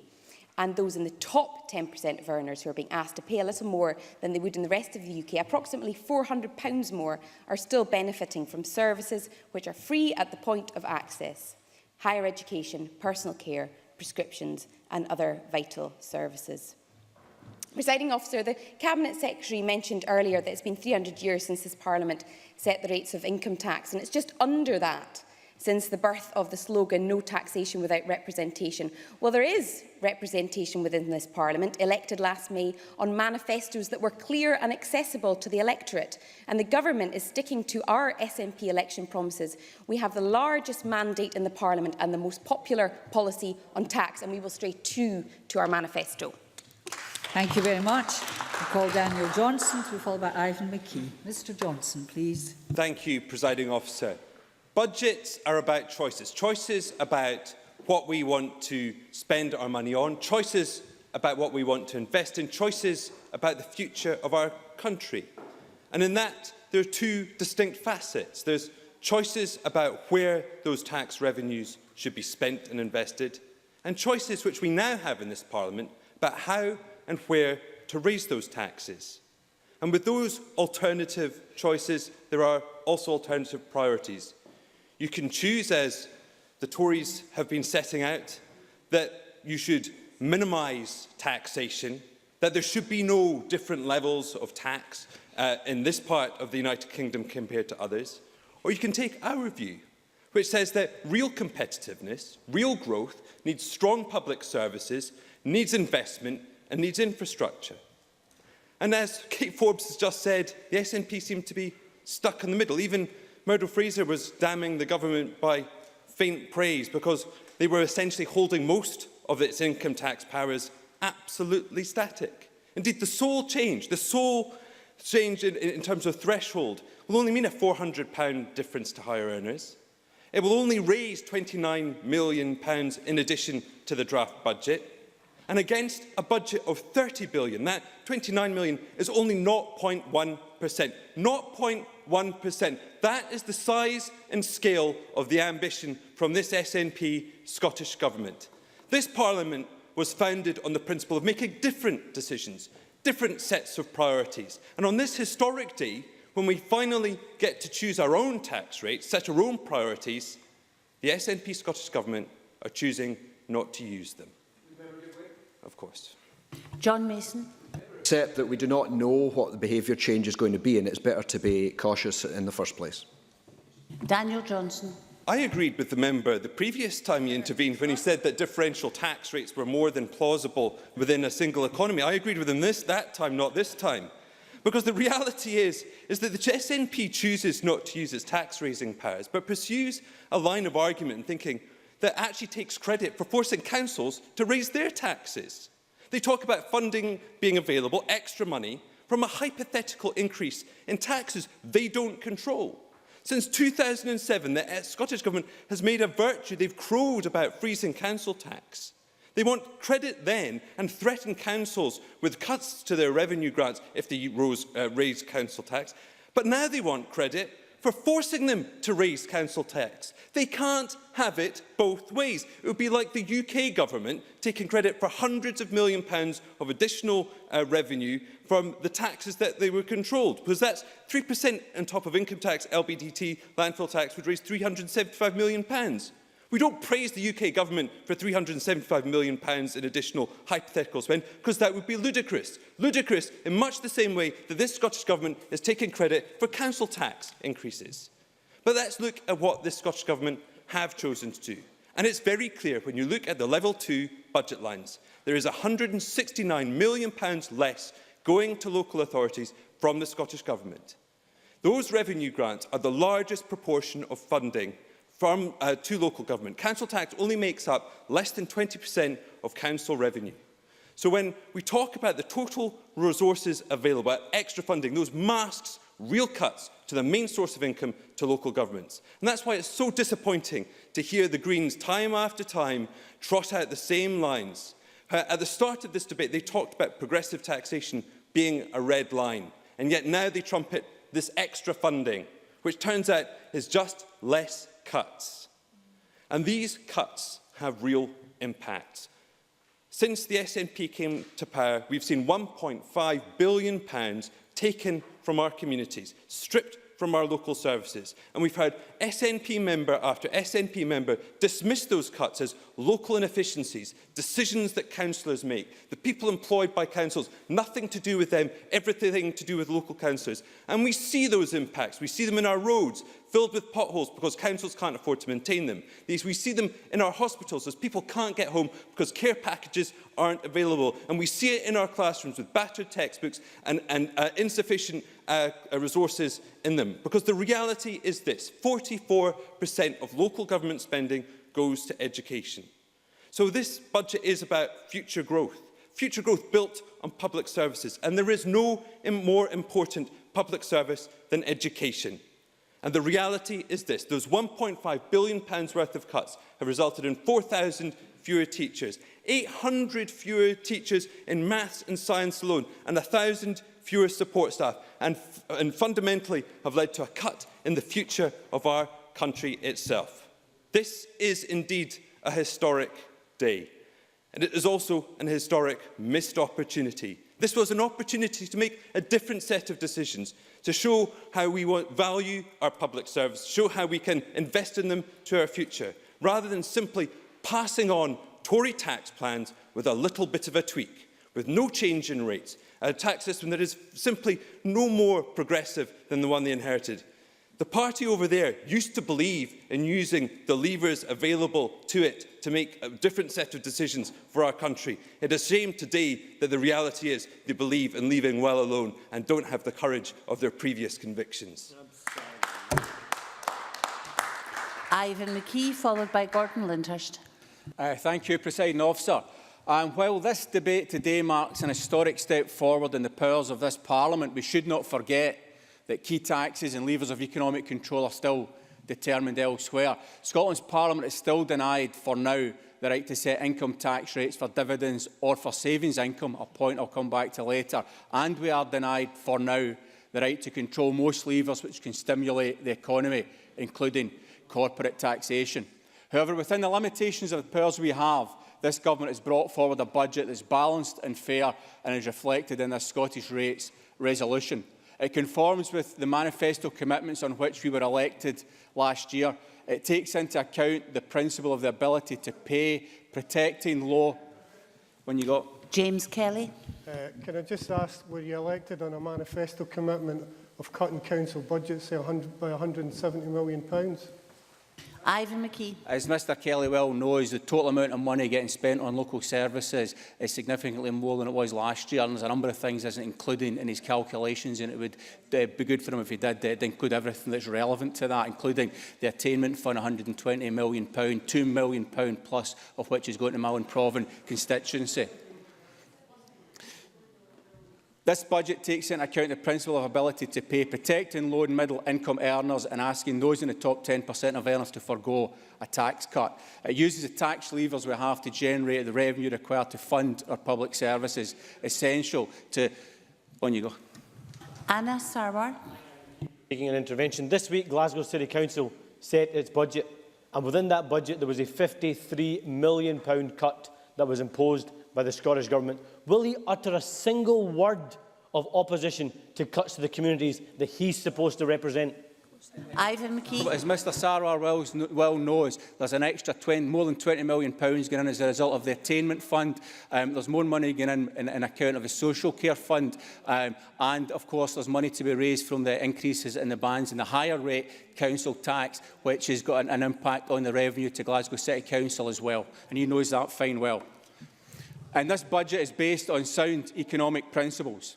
Of course, and able to understand correctly and evaluate the tax measures proposed in this budget and their impact on overall tax revenues, it's necessary to remind members of the conceptual underpinning of, dare I say it, the Laffer curve. While Laffer is most well known for codifying the principles that not all increases in tax rates generate additional revenue, it also very clearly states that not all reductions in tax rates generate additional income. This applies in the same way that while counterintuitively a price reduction may increase profits for a business, it is very far from the truth to say that this is always or even often the case. Hence, the downward slope of the curve, of the Laffer curve, for values of tax rates below optimal.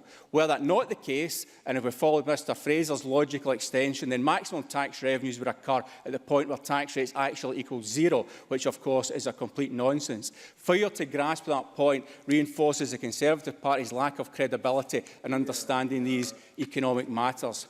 Our task as policymakers is to understand where we are on that curve and to legislate accordingly, balancing maximising tax revenues along the principle of proportionality and the ability to pay. The decision to maintain the basic tax rate 20% ensures that we do not penalise those on low or average earnings in the way that the Labour Party would. This is fundamental to our protection of those income groups, not to make them pay twice for UK Government Tory austerity. Indeed, with a commitment over the course of this Parliament to raise the point at which earners start to pay tax to £250 higher than will apply in the rest of the UK, this Government is taking steps over time to make Scotland the lowest tax place in the UK for basic rate taxpayers, who constitute by far the majority of taxpayers in Scotland. And the decision to freeze both rates and bands for higher rate taxpayers not choosing to follow the UK Government's higher than inflation threshold increases provides additional revenue and does so by asking those who can afford to pay more, the top 10% of income taxpayers, to do so to the tune of less than £8 a week. Now, I've mentioned previously it is not true to say that this Parliament now has powers over all income tax. Legislating on savings and dividends income remains outside of our power for now. That's important to recognise because that has an impact on our ability to tax the additional rate taxpayers, because in the case of that, given where we are and given a lack of power over those taxes, we are at the point of the Laffer inflection at the moment with regards to the 50% tax rate, and that is why it doesn't make sense to increase additional rate tax at this particular point in time, although that door is open should circumstances change. I'd now like to turn my attention to the narrative building up around comparative tax burdens across this island. The inability of some to understand that income tax isn't the only tax is astounding. Data clearly shows that council tax levels in Scotland are £400 lower than those across the rest of the UK, offsetting any relative difference in income tax bills due to higher rate thresholds. And that's before we consider the benefit to 100,000 small businesses of the small business bonus and the substantial financial benefits of fee public services to those living in Scotland, including free higher education, personal care and prescriptions.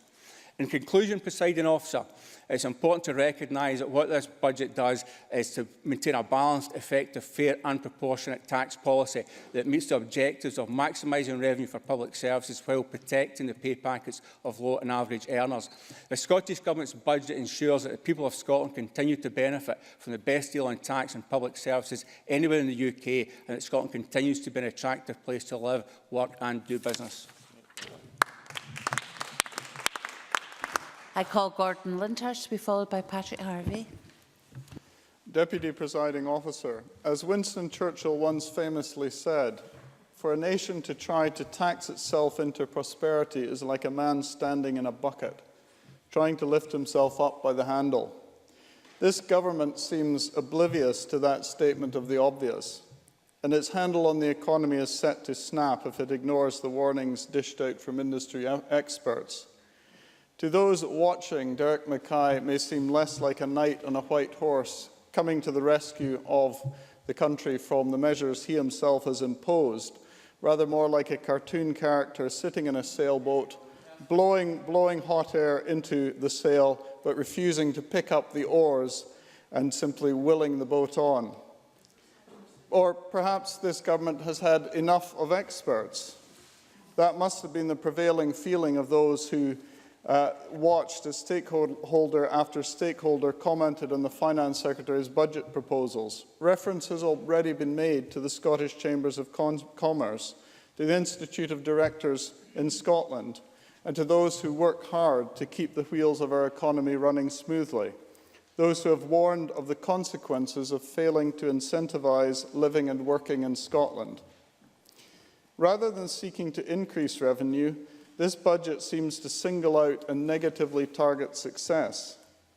Has the Minister forgotten so soon the hard lesson of the land and buildings transaction tax, where revenue forecasts have had to be revised downwards? Instead, it appears that he simply discounts the warnings against bringing an ever greater number of middle-class earners into the higher tax threshold. People who have been mentioned already, such as police officers, senior teachers and nurses, in 2 seconds. People who were never expected to fall within such a tax bracket and who are being pulled out of it in England as a result of a UK government budget fit for the realities of today. I'll give way at this point to the Minister. Derek Mackay. Can I thank Gordon Lyndhurst for taking the intervention and ask him, where does Gordon Lyndhurst think that the cuts should fall to pay for the £107 million that you would lose from our tax position? Gordon Lyndhurst. Well, the Minister seems to find money when he wishes to, down the back of his sofa. The magic money tree, as it's being called. This government's approach tells a tale about the way it believes it should govern this country, by making it the highest tax part of the United Kingdom. The Scottish Conservatives reject that approach. We've all seen it does not work. We need a Scottish Government which is on the side of hard-working families and businesses. But this SNP government thinks the opposite, as if because of what it tries to sell as a generous approach to prescriptions, personal care and education, Scots get the best deal within the UK. The government is like a rabbit running into the headlamp of an oncoming train, taking money from hard-working families and deciding for them how to spend it. I agree with Kate Forbes that it is not our money, and the people of Scotland are growing tired of this government thinking it knows what's best for them. I'll give way to the Labour MSP. Alex Rowley. I thank Mr Lyndhurst for giving way. Do you accept that in order for our economy to grow, we have to invest in training, in skills and opportunities so that we'll have a high-skilled workforce that companies will want to come to Scotland? And if you do agree, how do we pay for that? Yes, we have to invest by creating an environment where the people who will create jobs and who will bring business to Scotland want to come here, not by putting up a sign saying highest tax part of the UK closed for business. Maybe this government could learn a thing or two from its own people about tax. The chair of the SNP's Growth Commission himself appears to have understood within the recent past the link between attracting people to Scotland and generating revenue as a result. And the comment of the former First Minister has already been referred to when he conceded that lowering corporation tax would be the best available means for an independent Scotland to improve its competitiveness. But no, what we have is a budget fix with the Green Party, which is liable to cost more than it raises for the Scottish Government. For we know that simply increasing tax, particularly on those who will create business and bring workers to Scotland, is liable to decrease the amount of tax intake. So we have an unnecessary tax grab since the Finance Secretary found the extra £185 million nest egg. It seems if there is such a sofa, there are carelessly left millions of pounds down the back of it. And the difficulty is, with Scotland's economy lagging behind the UK as a whole, tax revenues are dropping. So the point is this: we don't want a finance minister who appears to be heedless of realities, like some little tyrant of the Scottish High Street. We need proper forward planning, not simply sticking plasters to respond to the real concerns of business when their rates are hiked, as a businessman told me just this week he was looking at, until these measures were announced, more than 100% tax rise in his rates bill. So I leave that with the government. I call Patrick Harvey to be followed by Willie Rennie. Thank you, Deputy Presiding Officer. I listened to the ministerial statement on non-domestic rates, and what I heard was glowing praise for the best possible government position from their backbenchers, and outrage and anger at the worst policy imaginable from many opposition party MSPs. And I suppose it's no surprise that there's been an element of this debate which follows pretty much the same dynamic. I think the only surprise to me is that we haven't heard a second showing for Murdo Fraser's unique powers of mixed metaphor. I think perhaps Mr Lyndhurst is trying in his best to follow in that stead. What a tyrant does with sticking plasters, I'm not quite sure I fully understood that. But the reality is that I agree with a great many of the criticisms and the analysis that the SNP's tax position is too timid and is not impressive, is not ambitious. I disagree with those like Mr Fraser, who incidentally I need to thank once again for inspiring a new line of Scottish Green Party merchandise. I will bring him a Green Party watermelon badge for the Stage 3 debate on Thursday if he would like one. They're keen to promote the idea that people will be paying more tax in Scotland. Tax rises was a phrase used several times. I regret that that isn't happening. I think people like me and everybody in this chamber should be paying a bit more tax than we pay this year in the next financial year, and that's not going to happen. Talking about foregoing a tax cut that the UK government are pursuing, I think we need to forego that kind of language. I would think we need to forego the thinking that compares tax policy in Scotland with tax policy south of the border. I think we should be comparing ourselves with the country we want to be, not with our nearest neighbour. And the reality is, But while the position from the Scottish Government is somewhere in between that glowing praise and that outright condemnation, it's certainly not the ambitious and creative approach to tax policy that I would like to vote for, and so I won't be voting for it. But I also will not block it. I will not block it because of the consequences of taking that action. Daniel Johnson asked us all to consider the consequences of the way that we vote here. And he's right, we should do. And let me just suggest the consequences. If the Scottish Greens were suddenly to be overcome with a fit of pique and decide to throw out that £160 million for local councils, if we voted against the rate resolution, that would result in the budget failing. And what would happen immediately, perhaps within the hour, is that in 32 council headquarters around Scotland, 32 chief executives would go into 32 leaders' offices and say, look, you need to dust off that bunch of cuts that we were able to avoid implementing last week because the Scottish Government's budget has just fallen and that extra £160 million will not be available to us. I know that the position is not perfect in local government, and I wish to goodness that it was better. And if perhaps the Labour Party had taken a more constructive approach, they would have achieved as much as we have achieved and reversed even more of the cuts. I give way to Mr Johnson. Daniel Johnson. I hear much of what Mr Harvey says, but the reality is it's not £160 million, it's £29 million in addition. The rest is underspend that has been found elsewhere. And the reality would be, surely, that they'd come back and negotiate. Is that not the reality of the Greens' position, is that they've given way for £29 million and undersold their own hand? Patrick Harvey. The budget amendment very clearly puts an additional 160 into the local government allocation. I had never suggested that all of that is coming from income tax. I've never suggested that. But that is what is available to local councils, and that is what they would lose if we were to change our position on today's debate. Derek Mackay said that there has been significant debate on the new tax powers, but that has led to little consensus. I certainly think it's led to little movement from the SNP. That's undeniable.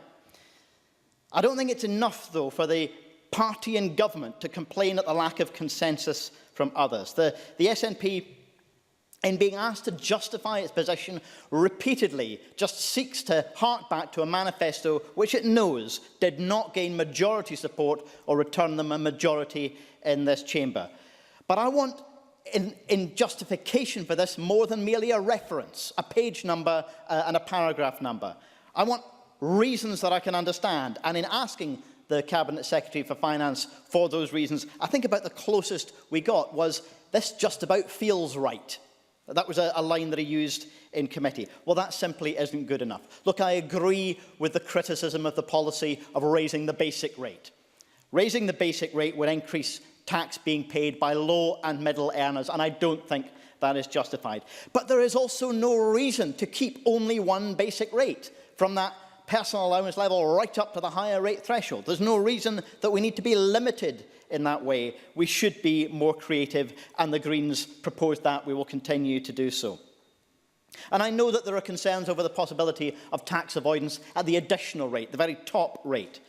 I would say to the Cabinet Secretary that there is mixed evidence on the likelihood of tax avoidance. And if he wants to be in a more robust position in making that argument in future, I'd like to know what additional research the Scottish Government will commission to find out how it can achieve additional tax income from those who are genuinely the very, very wealthiest of the wealthy in our society without creating incentives for tax avoidance.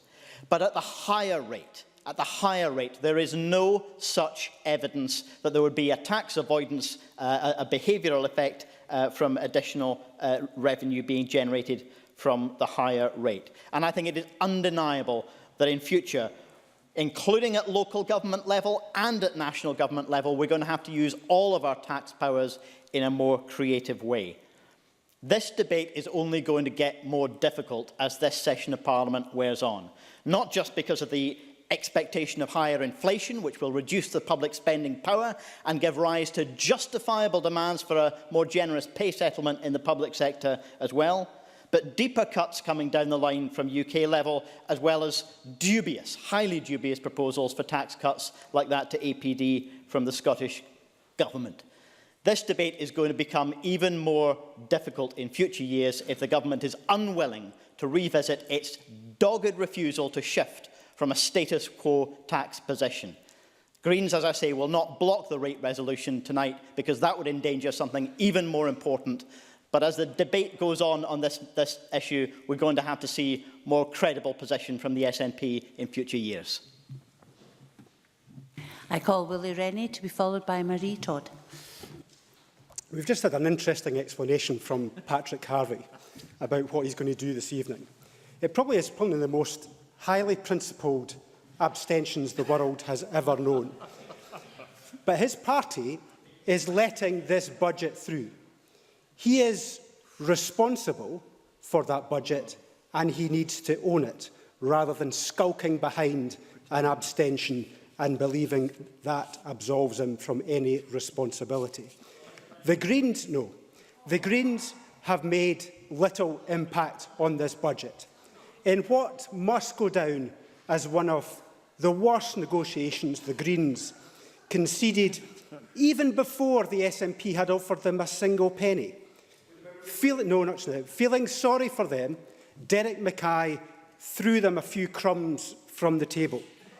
It was worth a total of £82. £82 extra tax for MSPs like me. Patrick Harvie wanted to charge me an extra £2,000 worth of tax. But now I'm going to pay an extra £82 a year. That has set ramifications through my household you will not believe. People are very worried in my household about where we're going to find that extra £82. That is the radicalism of Patrick Harvie. He should be embarrassed that he is supporting this budget. And he should be embarrassed for one other thing too, that he promised us that we would have a greener and bolder Parliament. Greener and bolder. He said it often throughout the election campaign. But look at this budget deal with the Greens. There is not one single environmental programme that has been funded as a result of their changes. This is not just now, this is not greener and bolder.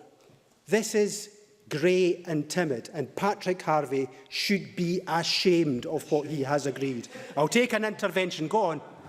Patrick Harvie. I'm grateful for Mr Rennie finally giving way. Can he, in justifying this idea that £160 million of additional funding for local councils, which I would remind him are responsible for many of the most important local environmental services in Scotland, can he give an example of any budget concession that comes anywhere close to that in the entire history of devolution? What has his own party achieved in the budget negotiations? Not a penny.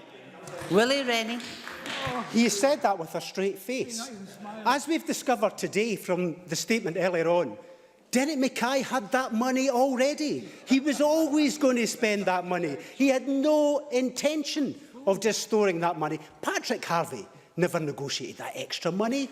Derek Mackay had it in the first place. That's why Patrick Harvie has been duped by the Finance Secretary. But Derek Mackay must be a little bit embarrassed about today. He must be a little bit uncomfortable. I'm sure he's a man who's attended many, many marches and protests, demonstrations, heated debates about powers for this Parliament. The opportunity that would be presented, if only we had a few more powers, that we could mark out that new brave world, to do it the Scottish way, a different way, different from the rest of the United Kingdom. But what have we discovered today? That he just wants to follow exactly what the Conservatives are really doing down south. Timidity. By and large, what the Conservatives are doing at Westminster. No change, really, on income tax. A little bit extra, not very much more. But the reality is he's following. Now, that's not the brave new world I thought Derek Mackay was campaigning for all these years. So he must be disappointed that he's not been able to take these new powers that he has in his hands to do something different, something braver, something bolder that this Parliament, I think, deserves, because it is a missed opportunity. We have Brexit coming down the track, as they repeatedly remind us. Brexit, the challenge, the economic challenge from Brexit. And we've also seen the slipping down the international rankings of our education system, from one of the best in the world to now just average. Just average. That's not really the brave new world I wanted Scotland to be. And we've also had large numbers of people, 643,000 people, will be off sick from work because of mental health problems in their life. 643,000. But yet we have a mental health service that doesn't meet that need. That has an economic impact worth millions and millions of pounds. So both of those, the education impact, but also the mental health impact, is something we could have done something about with this budget. We proposed a significant increase in mental health services.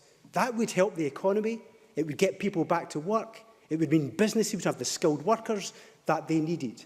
It would also undo the damage that his government has done to the college sector. 150,000 college places slashed, affecting mature students, women, part-time students who are deprived of the opportunity to retrain as part of a lifelong learning ambition for the country. That's affecting the economy because the businesses don't have the workers, the skilled workers that they need. We hear about it every day.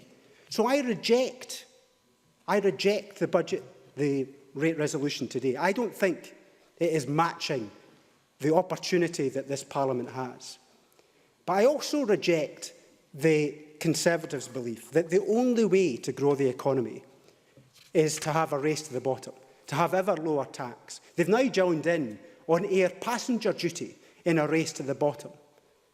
On income tax today, it's broadly the same, not much similar. We heard before, a few years ago, long forgotten perhaps by those now in charge of the SNP, that they wanted to have a race to the bottom on corporation tax. Anything that George Osborne was going to do, the SNP would match it and even more on air passenger duty, on corporation tax. They're going to do the same on air passenger duty. That is not the way to grow the economy. The way to grow the economy is to invest in people, is to invest in the skills and the talents of the people who live here. That will be a magnet for companies to come and set up their businesses here, to grow, to create opportunity, to grow the tax base, so we can invest even more in public services and the well-being of the country. That is the vision that I would rather see this government adopt, rather than the timidity of this grey and timorous budget. I think Derek Mackay probably believes that too. Thank you. Well said. I call Marie Todd to be followed by Alison Harris. Thank you, Presiding Officer. Can I quickly remind the Chamber that I come from Ullapool, the most enterprising village in the whole of Scotland, according to the FSB. This rate resolution comes at a time of growing uncertainty, against a backdrop of Tory austerity, Brexit and high inflation. It's vital now, more than ever, that Scottish taxpayers are given stability in these uncertain times, whilst also ensuring that enough money is raised through a fair tax system to properly fund our public services. And that is what we have been presented with today. 99% of Scottish taxpayers will pay no more in tax than they currently do, and that provides much needed stability going forward. The lowest paid taxpayers will actually pay less in tax by the end of this Parliament through the new zero rate band. In fact, the only people who will have to pay more are those earning around £123,000 a year. And even then, they only have to pay on average less than £10 per month more than they currently do. That's a tax system which provides both fairness and stability in these uncertain times. Patrick Harvey. I'm grateful. I've tried on a few occasions to get an explanation from the SNP about why they remain attached to this notion of increasing the personal allowance, effectively through an extra zero band. Why is that, which benefits high earners as well as low earners, more preferable than progressive tax rates? Why don't we do that instead and make sure that the benefit goes to those who really need it instead of to everybody? Marie Todd. I think it would be very hard for me to argue that an increase in tax allowance, which is given universally to everyone, is a bad thing. I think it's a great idea. Let's tackle the myth about Scotland being the highest taxed part of the UK head on. Only a fool would look at income tax in isolation, and the people of Scotland are not fools. Looking at the combination of income tax and council tax together, we know we pay less in Scotland than in the rest of the UK. And Scotland's a great place to live and do business. If you're a taxpayer in Scotland, you get more for your money. A much better deal than anywhere else in the UK. Perhaps that's why the Tories think that we pay more. Scottish taxpayers get free prescriptions, while taxpayers in other parts of the UK continue to see the cost of their medicines rise. That's because our government has made the decision that everyone should be able to access the medication they need. Yes, I'll give way. Murdo Fraser. I'm very grateful to Marie Todd for giving way. Would you acknowledge that the Barnett formula funds Scotland to the tune of more than £1,200 per head of population, higher than the rest of the UK? Is it any wonder these services can be afforded, given that funding settlement? Marie Todd. Well, I'm absolutely delighted that we can fund these universal services, which I think anybody would support. Our students receive a free university education without the burden of tuition fees because our government has decided that family wealth or personal finances shouldn't affect whether or not somebody attends university. Family wealth shouldn't affect life chances. And now, through the most recent budget, this government will be able to deliver on providing an extra £304 million to the NHS, an extra £120 million to tackle the poverty-related attainment gap in our schools, and most recently, an extra £160 million for local councils. I have heard Murdo Fraser, and this is the intervention I expected, express concern that higher taxes will prevent much-needed doctors from choosing to work in Scotland.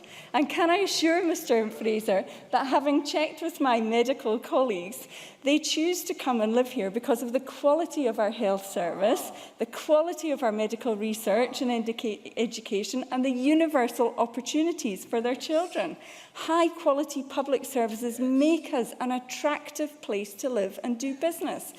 Very few of us live and work in isolation. Most of us are part of a family and a community. If you have one child going to university, you'll save £9,000 a year by living in Scotland. If you have one parent needing personal care, you could save more than £10,000 by living in Scotland. And if you need to cross the Forth Road Bridge in your daily commute to Edinburgh, you'll save more than £500 a year on bridge tolls by living in Scotland. All of these myths being peddled prove that the Tories just can't be trusted with Scottish taxpayers' money and with public services. In England, they have created absolute chaos with their ideologically driven austerity policies. Their policies of tax cuts for the rich and privatisation have failed to serve ordinary people. They've resulted in the greatest increase in inequality since the days of Margaret Thatcher. Costs have risen, wages and working conditions have fallen, and the public services are in crisis. And when the Lib Dems supported the Tory government in coalition down in Westminster, that government's ruthless and brutal cuts in welfare were described by the UN as grave and systematic violations of disabled people's rights. More recently, it's been revealed that cuts in prison staff have contributed to the current crisis in the prison system, the situation where prison staff simply can't keep control of the prisons. That's what Tory austerity does, and we don't want it here. Time and time again, the Tories come to this chamber and demand more money for public services, more for the NHS, more for infrastructure, more for education, and they think they can stand in this chamber today and demand that the government cuts taxes on the richest in Scotland and that no one would notice. The people of Scotland are not daft. To spend more money on public services, you need to raise more money. The Tory argument, quite literally, doesn't add up. The reality is that those very same public services are those that the Tories would be jeopardising with their tax cut for the rich. And it is absolutely not just the taxes that attract people to a country. People want to be healthy, educated and happy. And in Scotland, we are investing in our citizens through investing in healthcare, education, infrastructure and other programmes. And in that way, we will create the right environment for people to flourish and see the increase in productivity that this country needs. Alison Harris, to be followed by John Mason. I'd firstly like to declare an interest as a member, member of ICAS. Deputy Presiding Officer, the rate resolution moved in this chamber today will enable HMRC and employers to know the correct figures to apply to the Scottish taxpayers for the tax year commencing on the 6th of April 2017. At last, it will enable businesses to finalise their 2017 payroll, addressing concerns that have been raised by the Institute of Chartered Accountants of Scotland and the Association of Certified and Chartered Accountants, that late changes to thresholds introduced barely a month before the new rates come into effect could lead to mistakes being made on the IT systems. However, for hundreds of thousands of Scots, these new figures are going to bring about increases in personal taxation, and for many of these taxpayers, there will be the additional increases that they are facing due to the changes in the multiplier of the council tax bands, causing a snowball effect of higher taxes that are going to create real concerns for many people. Councils are being forced to cut local services, whilst council tax increases are imposed on modest homes in bands E and F, often owned by young people starting out in the property ladder or pensioners who have downsized. Deputy Presiding Officer, no, I'd like to continue, please. Deputy Presiding Officer, freezing the higher rate threshold for paying the 40% rate of income tax at £43,000, including personal allowances, as opposed to the UK rate of £45,000, opens up a differential of bands between Scotland and other parts of the UK, which will lead to Scots having to pay what I've heard described as only £400 extra. Well, I suspect this is only the start, the tip of the iceberg. A cut-off at £43,000 affects hard-working families. Looking at those who are self-employed, such as joiners, painters and hairdressers, many who will be on the borderline between the basic and higher rate bands, do they believe they are getting the best deal for taxpayers in the whole of the UK? I suspect not. Instead, they will feel that any incentive that they had to work hard has been reduced.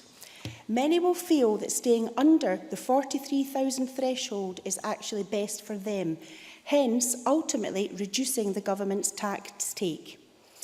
Also, with regard to auto-enrolment into pension schemes, if employees are caught in this band differential paying more tax, they may have to think very carefully about whether they can afford to remain in the scheme, especially as their contributions will be rising as we progress through future tax years.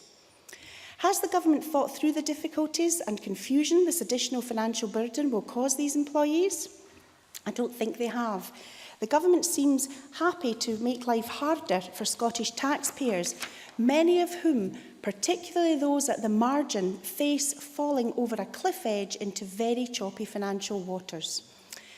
Deputy Presiding Officer, Conservatives said at the time of the budget that it was bad for jobs, bad for local government, bad for those who aspire to work hard, bad for producing the level of economic activity that Scotland so badly needs. We knew at that time that making Scotland the highest tax part of the UK was not the way to get the revenue and economic growth to provide for good public services. Talented people will be taking home less than their counterparts in England and Wales, thanks to decisions made in this chamber. Since the budget, many others have given their views, and although we've heard them already quoted today, I would like to repeat some of them. Claire Mack of the Scottish Council for Development and Industry, who in December highlighted to the Finance Committee here in Holyrood, growth is the key element. The growth rate of about 1% is about a third of the rest of the UK's rate, and closing that gap is critical to the country's economic health. The steps that the Finance Secretary made with regard to taxation, causing a disparity with our closest neighbour, has also drawn concern. Chartered accountants such as Johnson Carmichael have warned that higher taxes in Scotland could see jobs move elsewhere in the UK. The Scottish Chamber of Commerce said that creating a differential between tax bandings north and south of the border will set a dangerous precedent, and that the SNP government should instead be focusing on growing the economy as the most sustainable route towards increasing revenues and thus public sector spending. The Institute of Directors has said that the tax plans would send the wrong message and would have a negative impact on the Scottish economy. The SNP's government response is to close their ears and disregard the views of all these professional groups. No, can I just continue, please? The SNP government might think that higher taxes are justified under the banner of better public services, using free personal care, free university tuition and free prescriptions as its example. Can I reiterate that all these benefits existed before this tax differential was created because of the Barnett formula? Deputy Presiding Officer, freezing tax bans, forcing large council tax rises on modest homes, it's a double whammy of hits in the pocket that will suppress growth and cause our country to fall further behind our further behind our friends and neighbours in the rest of the UK.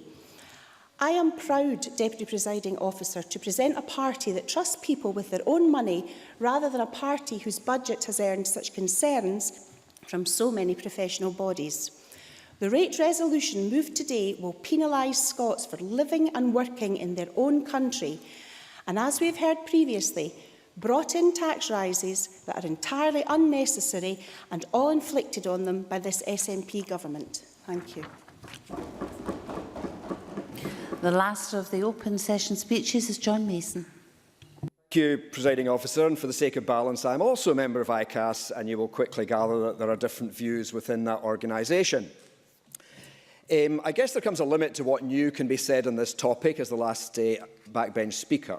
We have a basic divide in this chamber between those who want better public services and are happy to pay the tax for them, and those who want lower taxes and would happily cut public services as a result.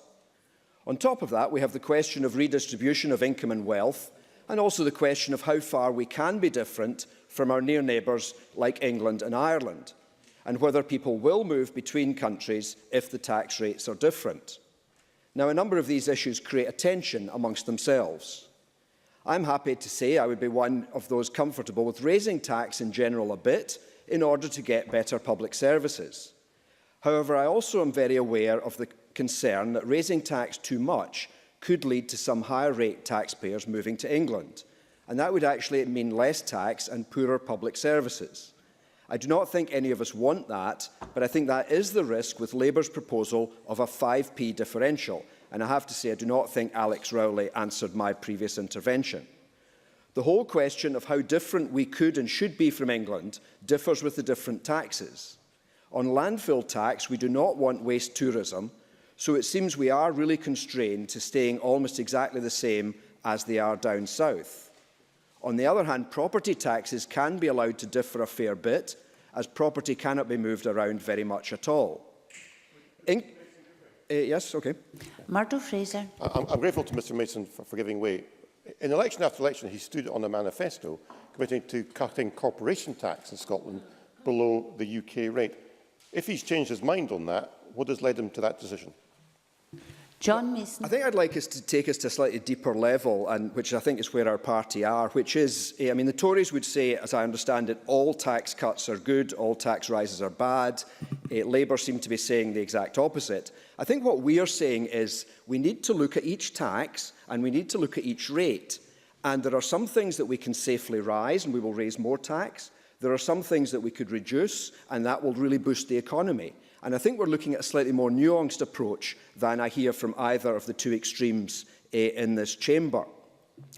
As I said, landfill tax we can't really touch, property tax we can, income tax falls somewhere in the middle, and we really do not know how sensitive people's behaviour is going to be to differences between Scotland and England. And as I suggested before, we have had evidence at the previous Finance Committee that you can have differences between the Swiss cantons, which are not that far apart from each other, and yet people do not actually move. And I think we probably can assume that we could be 1 or 2 pence different from the UK, and it will have very little impact. But how do we get the right balance between these different factors? And it seems to me that a key principle in this is to move gradually as we make changes and as we move away from the English position. So by making Scottish income tax slightly different from England, we can see what, if any, impact there is on behaviour, and then next year we can take that impact into account. That seems to me a wise approach. So in this respect, I am comfortable with the Scottish Government's proposal to have a slightly different band from England, and this has been pushed slightly further, of course, by the Greens. I do think longer term, we should have a much more fundamental change to the system. Firstly, we should be combining income tax and national insurance, because they are both effectively tax on income, and it would greatly simplify things for employers, employees and HMRC if we could combine them. It would also mean we could do away with what I think is a horrendous 32% marginal rate, which low earners face immediately they start paying both tax and national insurance. Following on from that, I would like us to look at a much more graduated approach with rates of, say, 10%, 20%, 30% and so on. So there would not be the huge jump there currently is from 0 to 20 and 20 to 40. However, we cannot do everything with just income tax, and there is also a problem with people incorporating as a business. So they pay corporation tax rather than income tax for the purpose of reducing their overall tax bill. And again, in the longer run, I think there's a strong argument for income and corporation taxes being much more aligned and thus cut down on that avoidance. And obviously that would require devolution of corporation tax. We then have the whole question of redistribution and the question of can income be redistributed just by using income tax, or do we also need to tackle high and low wages? I think most of us agree that we support a living wage and so try and bring things up at the bottom. And similarly to that, the question of can wealth be redistributed? Presumably not just by income tax, but we would require devolution of inheritance tax to do that. Now, I do accept that a lot of members in the Chamber may not be happy with the word redistribution. However, I think a lot more members are uncomfortable at the widening gap between the richer and the poorer in our society, and that affects both income and wealth. A final factor we need to take into account is, of course, that council tax is rising. For many people probably by 3%, and for people in the top bands by another £517 odd. Therefore, on the assumption that it's better to do things gradually, we are probably going as far as is wise to this year when you take all the taxes together. It seems to me it is clear that even looking at tax on its own, there are so many factors that need to be balanced out in order to get a sensible solution. Once we look at expenditure as well, obviously the picture becomes more complicated. Every party in here say they want more spending on this or that service, yet bizarrely the Conservatives want lower taxes as well. I do think we need to be honest with the electorate, and that broadly speaking, better services means more taxes and lower taxes means poorer services. I do think we can engage like that with constituents, and just this week, in fact, I had a constituent who said to me, "Thanks for your swift and informative response in relation to mental health funding for children. Personally, I would happily pay an extra 1% income tax if it would mean easing funding, but I fear I am in a minority."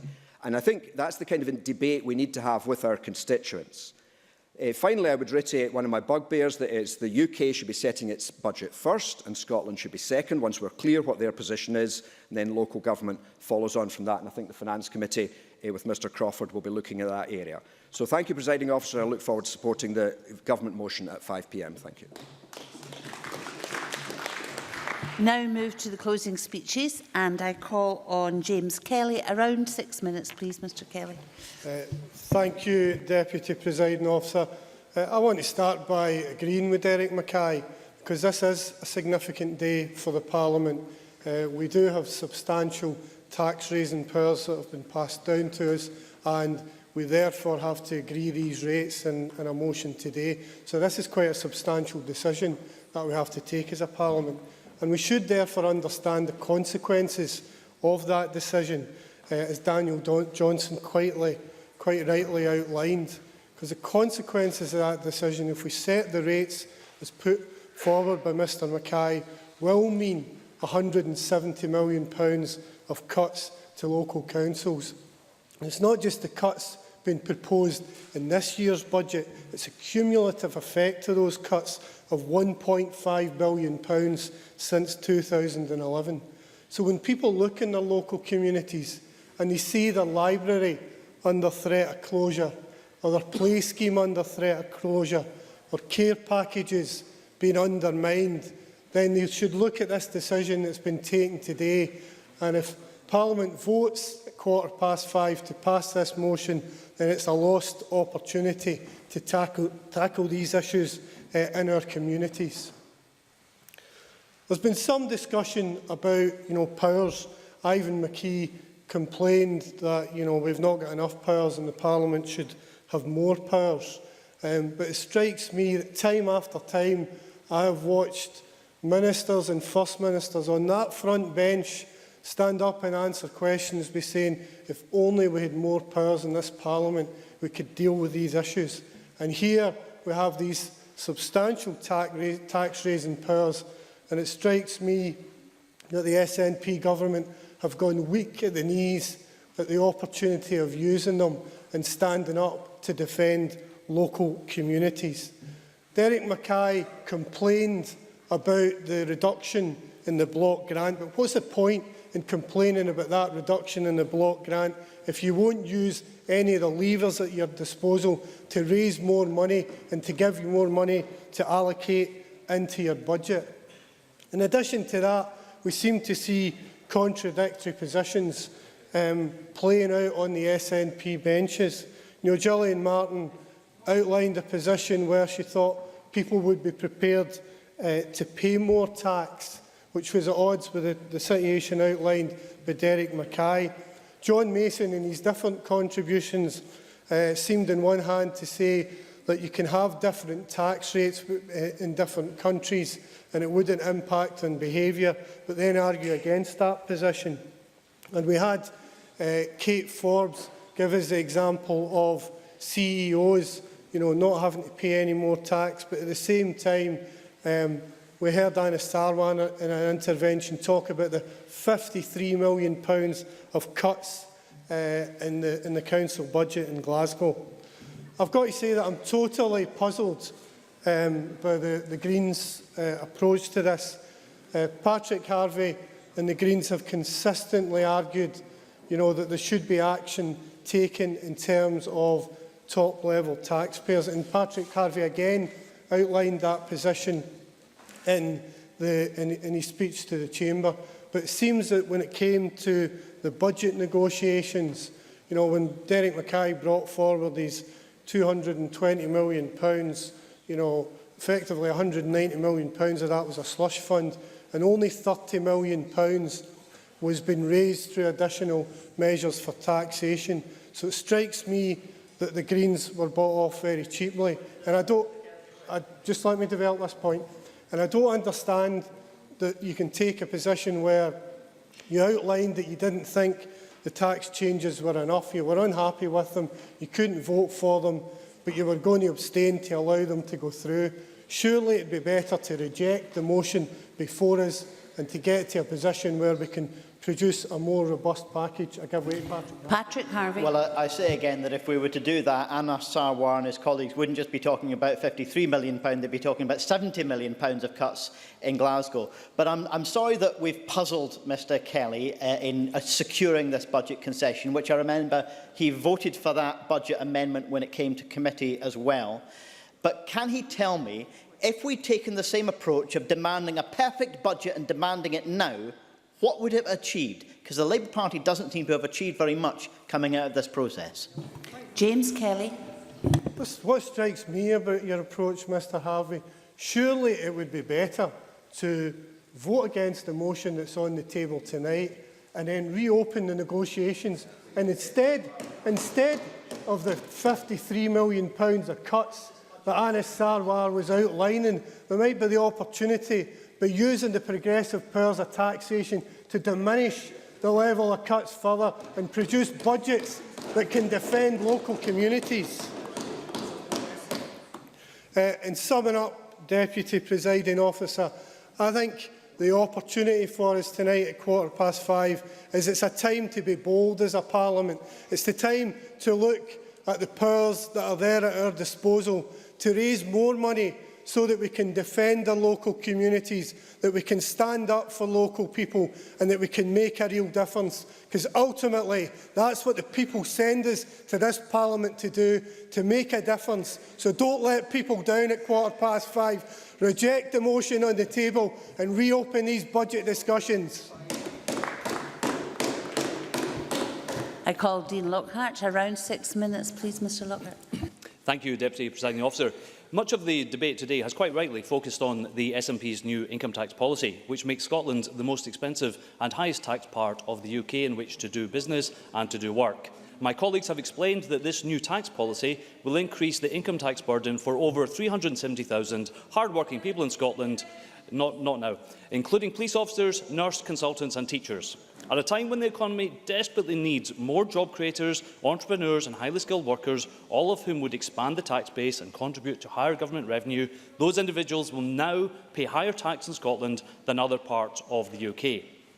This SNP tax increase on jobs and take-home pay comes at a time when the economy is close to recession, and it will further damage economic growth in Scotland. To better understand the challenges faced by the economy, Mr Mackay should really read the Labour Market Trends report published by the Fraser of Allender Institute last week. It makes clear the urgent need for Scotland to close the growth gap with the rest of the UK in order to avoid future reductions in public spending in Scotland. This Fraser of Allender report highlights the concerns we have raised many times in this chamber. Scotland's growth is less than a third of the UK's. We're lagging behind the rest of the UK in all key indicators of employment, unemployment and economic activity. Employment levels are down 20% in the past year, and Scotland has the highest rate of economic inactivity of any region in the UK. It is not only past and current performance that causes us concern. Based on the Scottish Government's own forecast for economic growth up to 2020, Scotland's economy is forecast to grow at a lower rate in every year than the rest of the UK. Deputy Presiding Officer, let me be clear, we are not talking down Scotland. We are highlighting the significant damage that SNP policies have inflicted on the economy over the past decade. And this tax increase is just the latest example of the SNP's complete lack of understanding of how the economy works. Mr Mackay showed earlier today that he actually was listening to the Scottish Conservatives when he addressed some of our demands on business rates.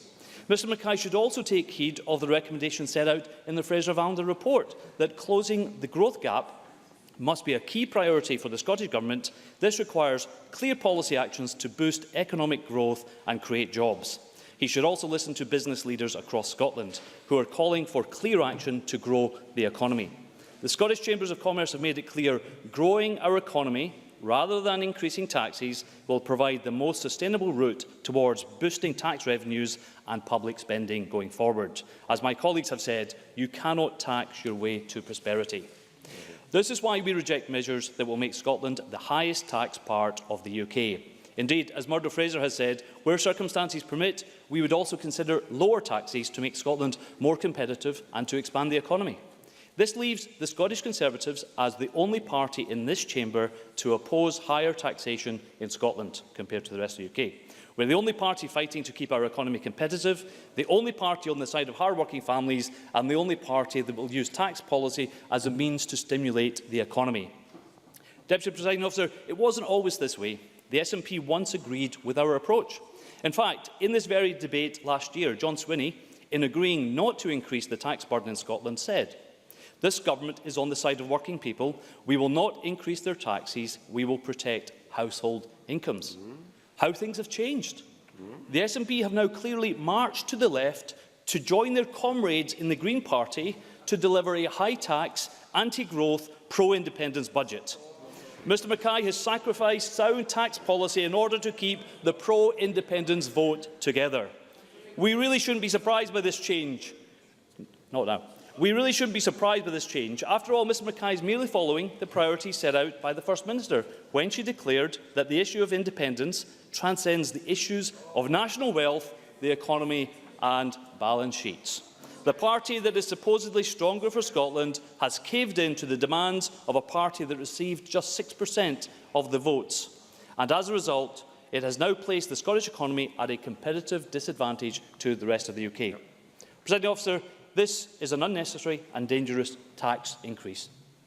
Unnecessary because it turns out that Mr Mackay could have funded his spending plans without this tax increase. The magic tree of funding that somehow he's able to conjure up extra funding whenever it is required, not set out in the budget.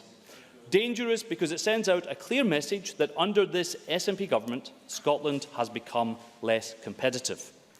Let me conclude, Presiding Officer, with the following quotation from the SNP website, which explains their tax policy. It goes on to say, if just 7% of top-rate taxpayers Changing their tax arrangements, the Scottish Government could lose £30 million in revenues in a single year, putting the funding of our public services at risk.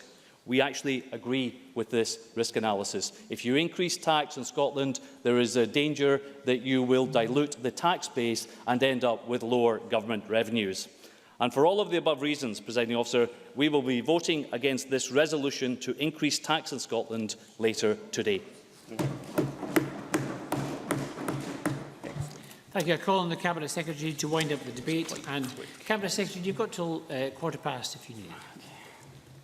Thank you, Presiding Officer. Can I say, first of all, that this has been a very useful debate, lively at many points, but of course a significant and historic vote that we'll have this evening as we use the new powers of the Scotland Act to set the rates and bands of income tax. But if I could just gently say to Dean Lockhart, the Conservatives are going to have to do a bit better than just referring to the Mackay magic money tree as the answer to every economics and budget question that's posed to them by every other member in the chamber. This has been a serious debate from the government's point of view in delivering both stability and economic stimulus. And the reason for that is we recognise that there are challenges in the economy that we want to address. We have to raise the necessary revenue to be able to invest in our quality public services. So we've outlined a range of actions through the draft budget and beyond that can support the economy and deliver that sustainable economic growth that's right for our country. But it is important in having this debate that we now make the decision and move forward. Move forward to give taxpayers and indeed companies, but taxpayers, the certainty that they require. I thought that Alison Harris actually made a very useful point in terms of the implementation of our tax proposition, and that's why I have engaged with UK Government and HMRC to ensure that this decision will be appropriately implemented, and I've been given reassurance around that because it is a fair point around the principles of putting that decision out there as quickly as possible. In the same way that Alec Rowley, to be fair, touched upon the Adam Smith principles of tax proportionate to the ability to pay, certainty, efficiency and convenience as well. So I think it's right that we have this debate and we can make a decision. I do believe that the proposition we're putting forward on income tax is the best deal for Scotland, the best deal on tax and services, and absolutely delivering on our social contract in which we invest in things that are important to the people of Scotland, such as further investment in the NHS, free personal care, no prescription charges, free education and expansion of child. If I can just make some progress for the meantime. So investing in what we have described as a social contract, and on the other side of the balance sheet on tax, protecting low and middle income taxpayers, not passing on the Tory tax cut for the richest, and also ensuring that 99% of people are paying no more based on their current levels of income. So I think that is a very fair proposition. Another Conservative member, Gordon Lyndhurst, raised assumptions that I've made in the budget proposition and the estimates around income tax. Of course, they've all been overviewed by the Scottish Fiscal Commission, who have said that the assumptions we've made are reasonable and set in the context of all other, as many members have raised, in the context of all other tax powers, whether it's land and building transaction tax or council tax at a more local level. It's just not accurate to say, it's just not true to say that Scotland is the highest tax part of the United Kingdom when you look at everything in the round, even just in terms of tax, and then taking it together with the other social investments that we make as a country. Dean?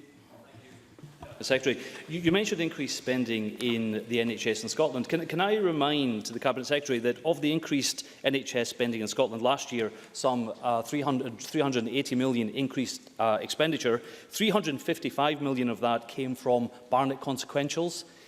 Would the Cabinet Secretary agree that the Barnett consequentials are essential in funding public services in Scotland?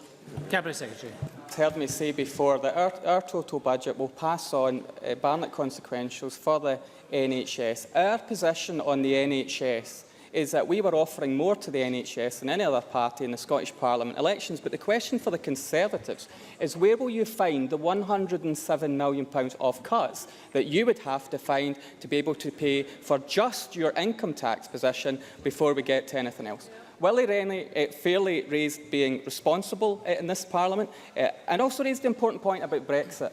There are huge economic risks to Brexit which have to be faced by the UK. And I think that's right that we make the right interventions and understand the impact on our economy and understand the reckless actions of the UK Tory right-wing government led by the hard-right Brexiteers. In contrast, Patrick Harvie, who has worked constructively with this government, did say that we should build the country that we want to be, and I agree with that and use our powers so to do.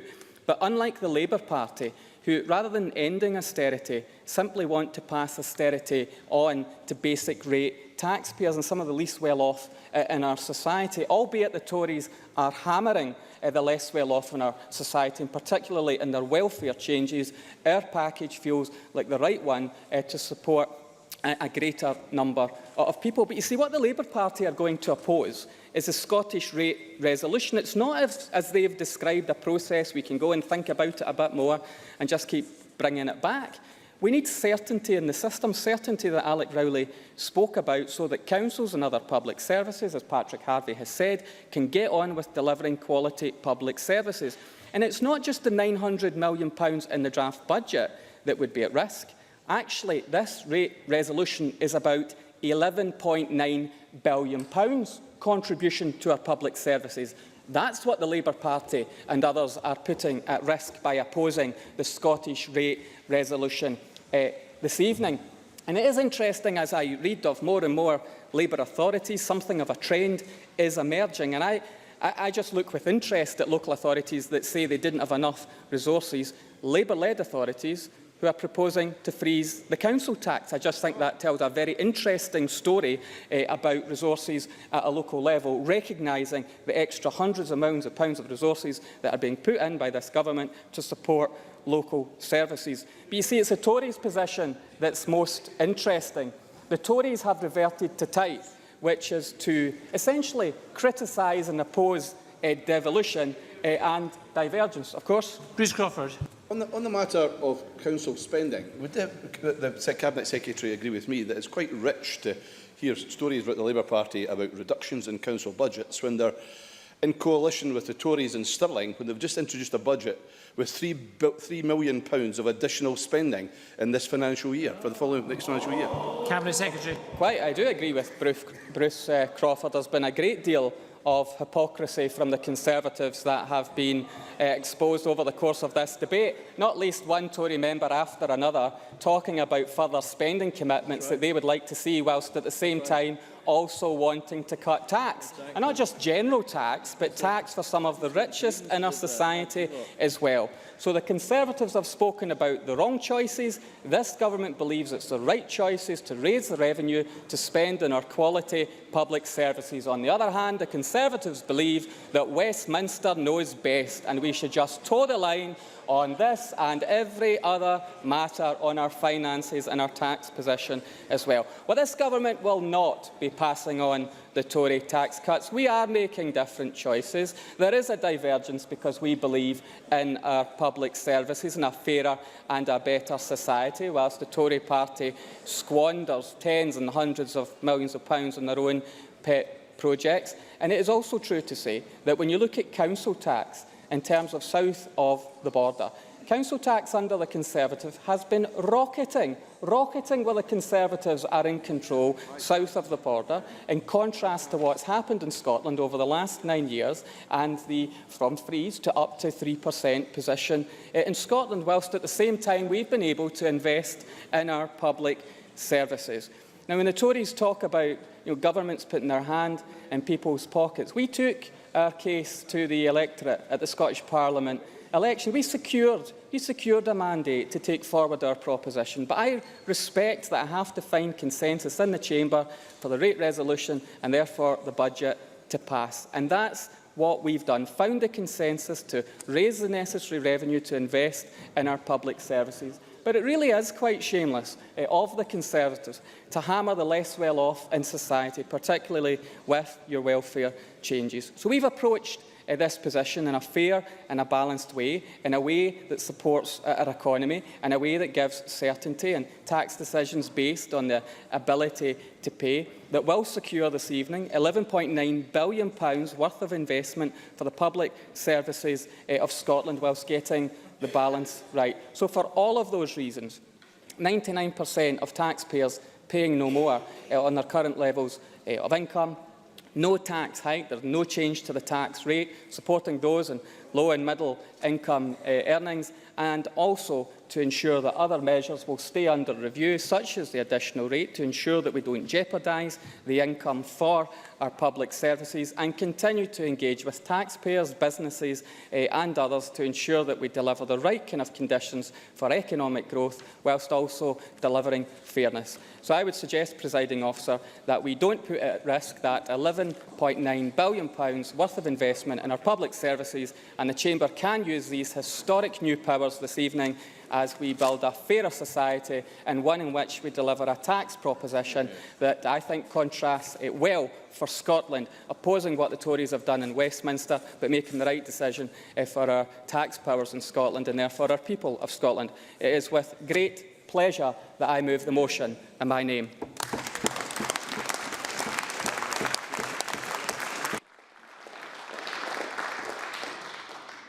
Thank you. That concludes our debate on the Scottish Rate Resolution, and we're going to move straight to the question on the motion. Before I put the question to the Chamber, can I just advise members that under Rule 9.16.7, we cannot move to Stage 3 proceedings of the Budget Scotland Bill unless we have agreed a Scottish Rate Resolution. The question is that motion 3912 in the name of Derek Mackay on the Scottish Rate Resolution be agreed. Are we all agreed? Yes.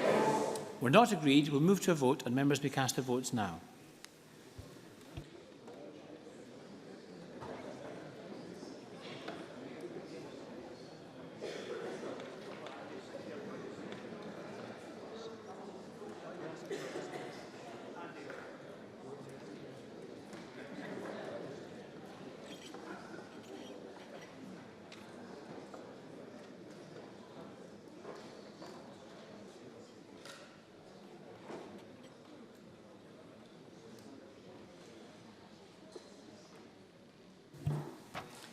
The result of the vote on motion 3912 in the name of Derek Mackay is yes 61, no 55.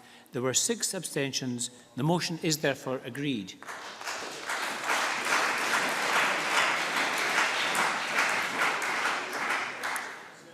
As the motion has now been agreed and the Scottish Rate Resolution has been agreed, we can move to Stage 3 of the budget, and Stage 3 proceedings will take place on Thursday. The next item of business is consideration of motion 3889 in the name of Derek Mackay on the appointments to the Scottish Fiscal Commission, and I call on Derek Mackay to move the motion. Formally moved, Presiding Officer. Thank you very much. The next item of business is consideration of business motion 4083 in the name of Joe Fitzpatrick on behalf of the Parliamentary Bureau, setting out a revised business programme for tomorrow. I would ask any member who wishes to speak against the motion to press their request to speak button now. I call on Joe Fitzpatrick to move motion 4083. Moved. Thank you. No member has asked to speak against the motion. I therefore put the question to the Chamber. The question is that we agree motion 4083. Are we all agreed? Yes. We are agreed. And there's one question at decision time today. The question is that motion 3889 in the name of Derek Mackay on appointments to the Scottish Fiscal Commission be agreed. Are we all agreed? Yes. We are agreed. That concludes decision time. I will now move to members' business in the name of Annie Wells on LGBT history, and we'll just take a few moments to change seats.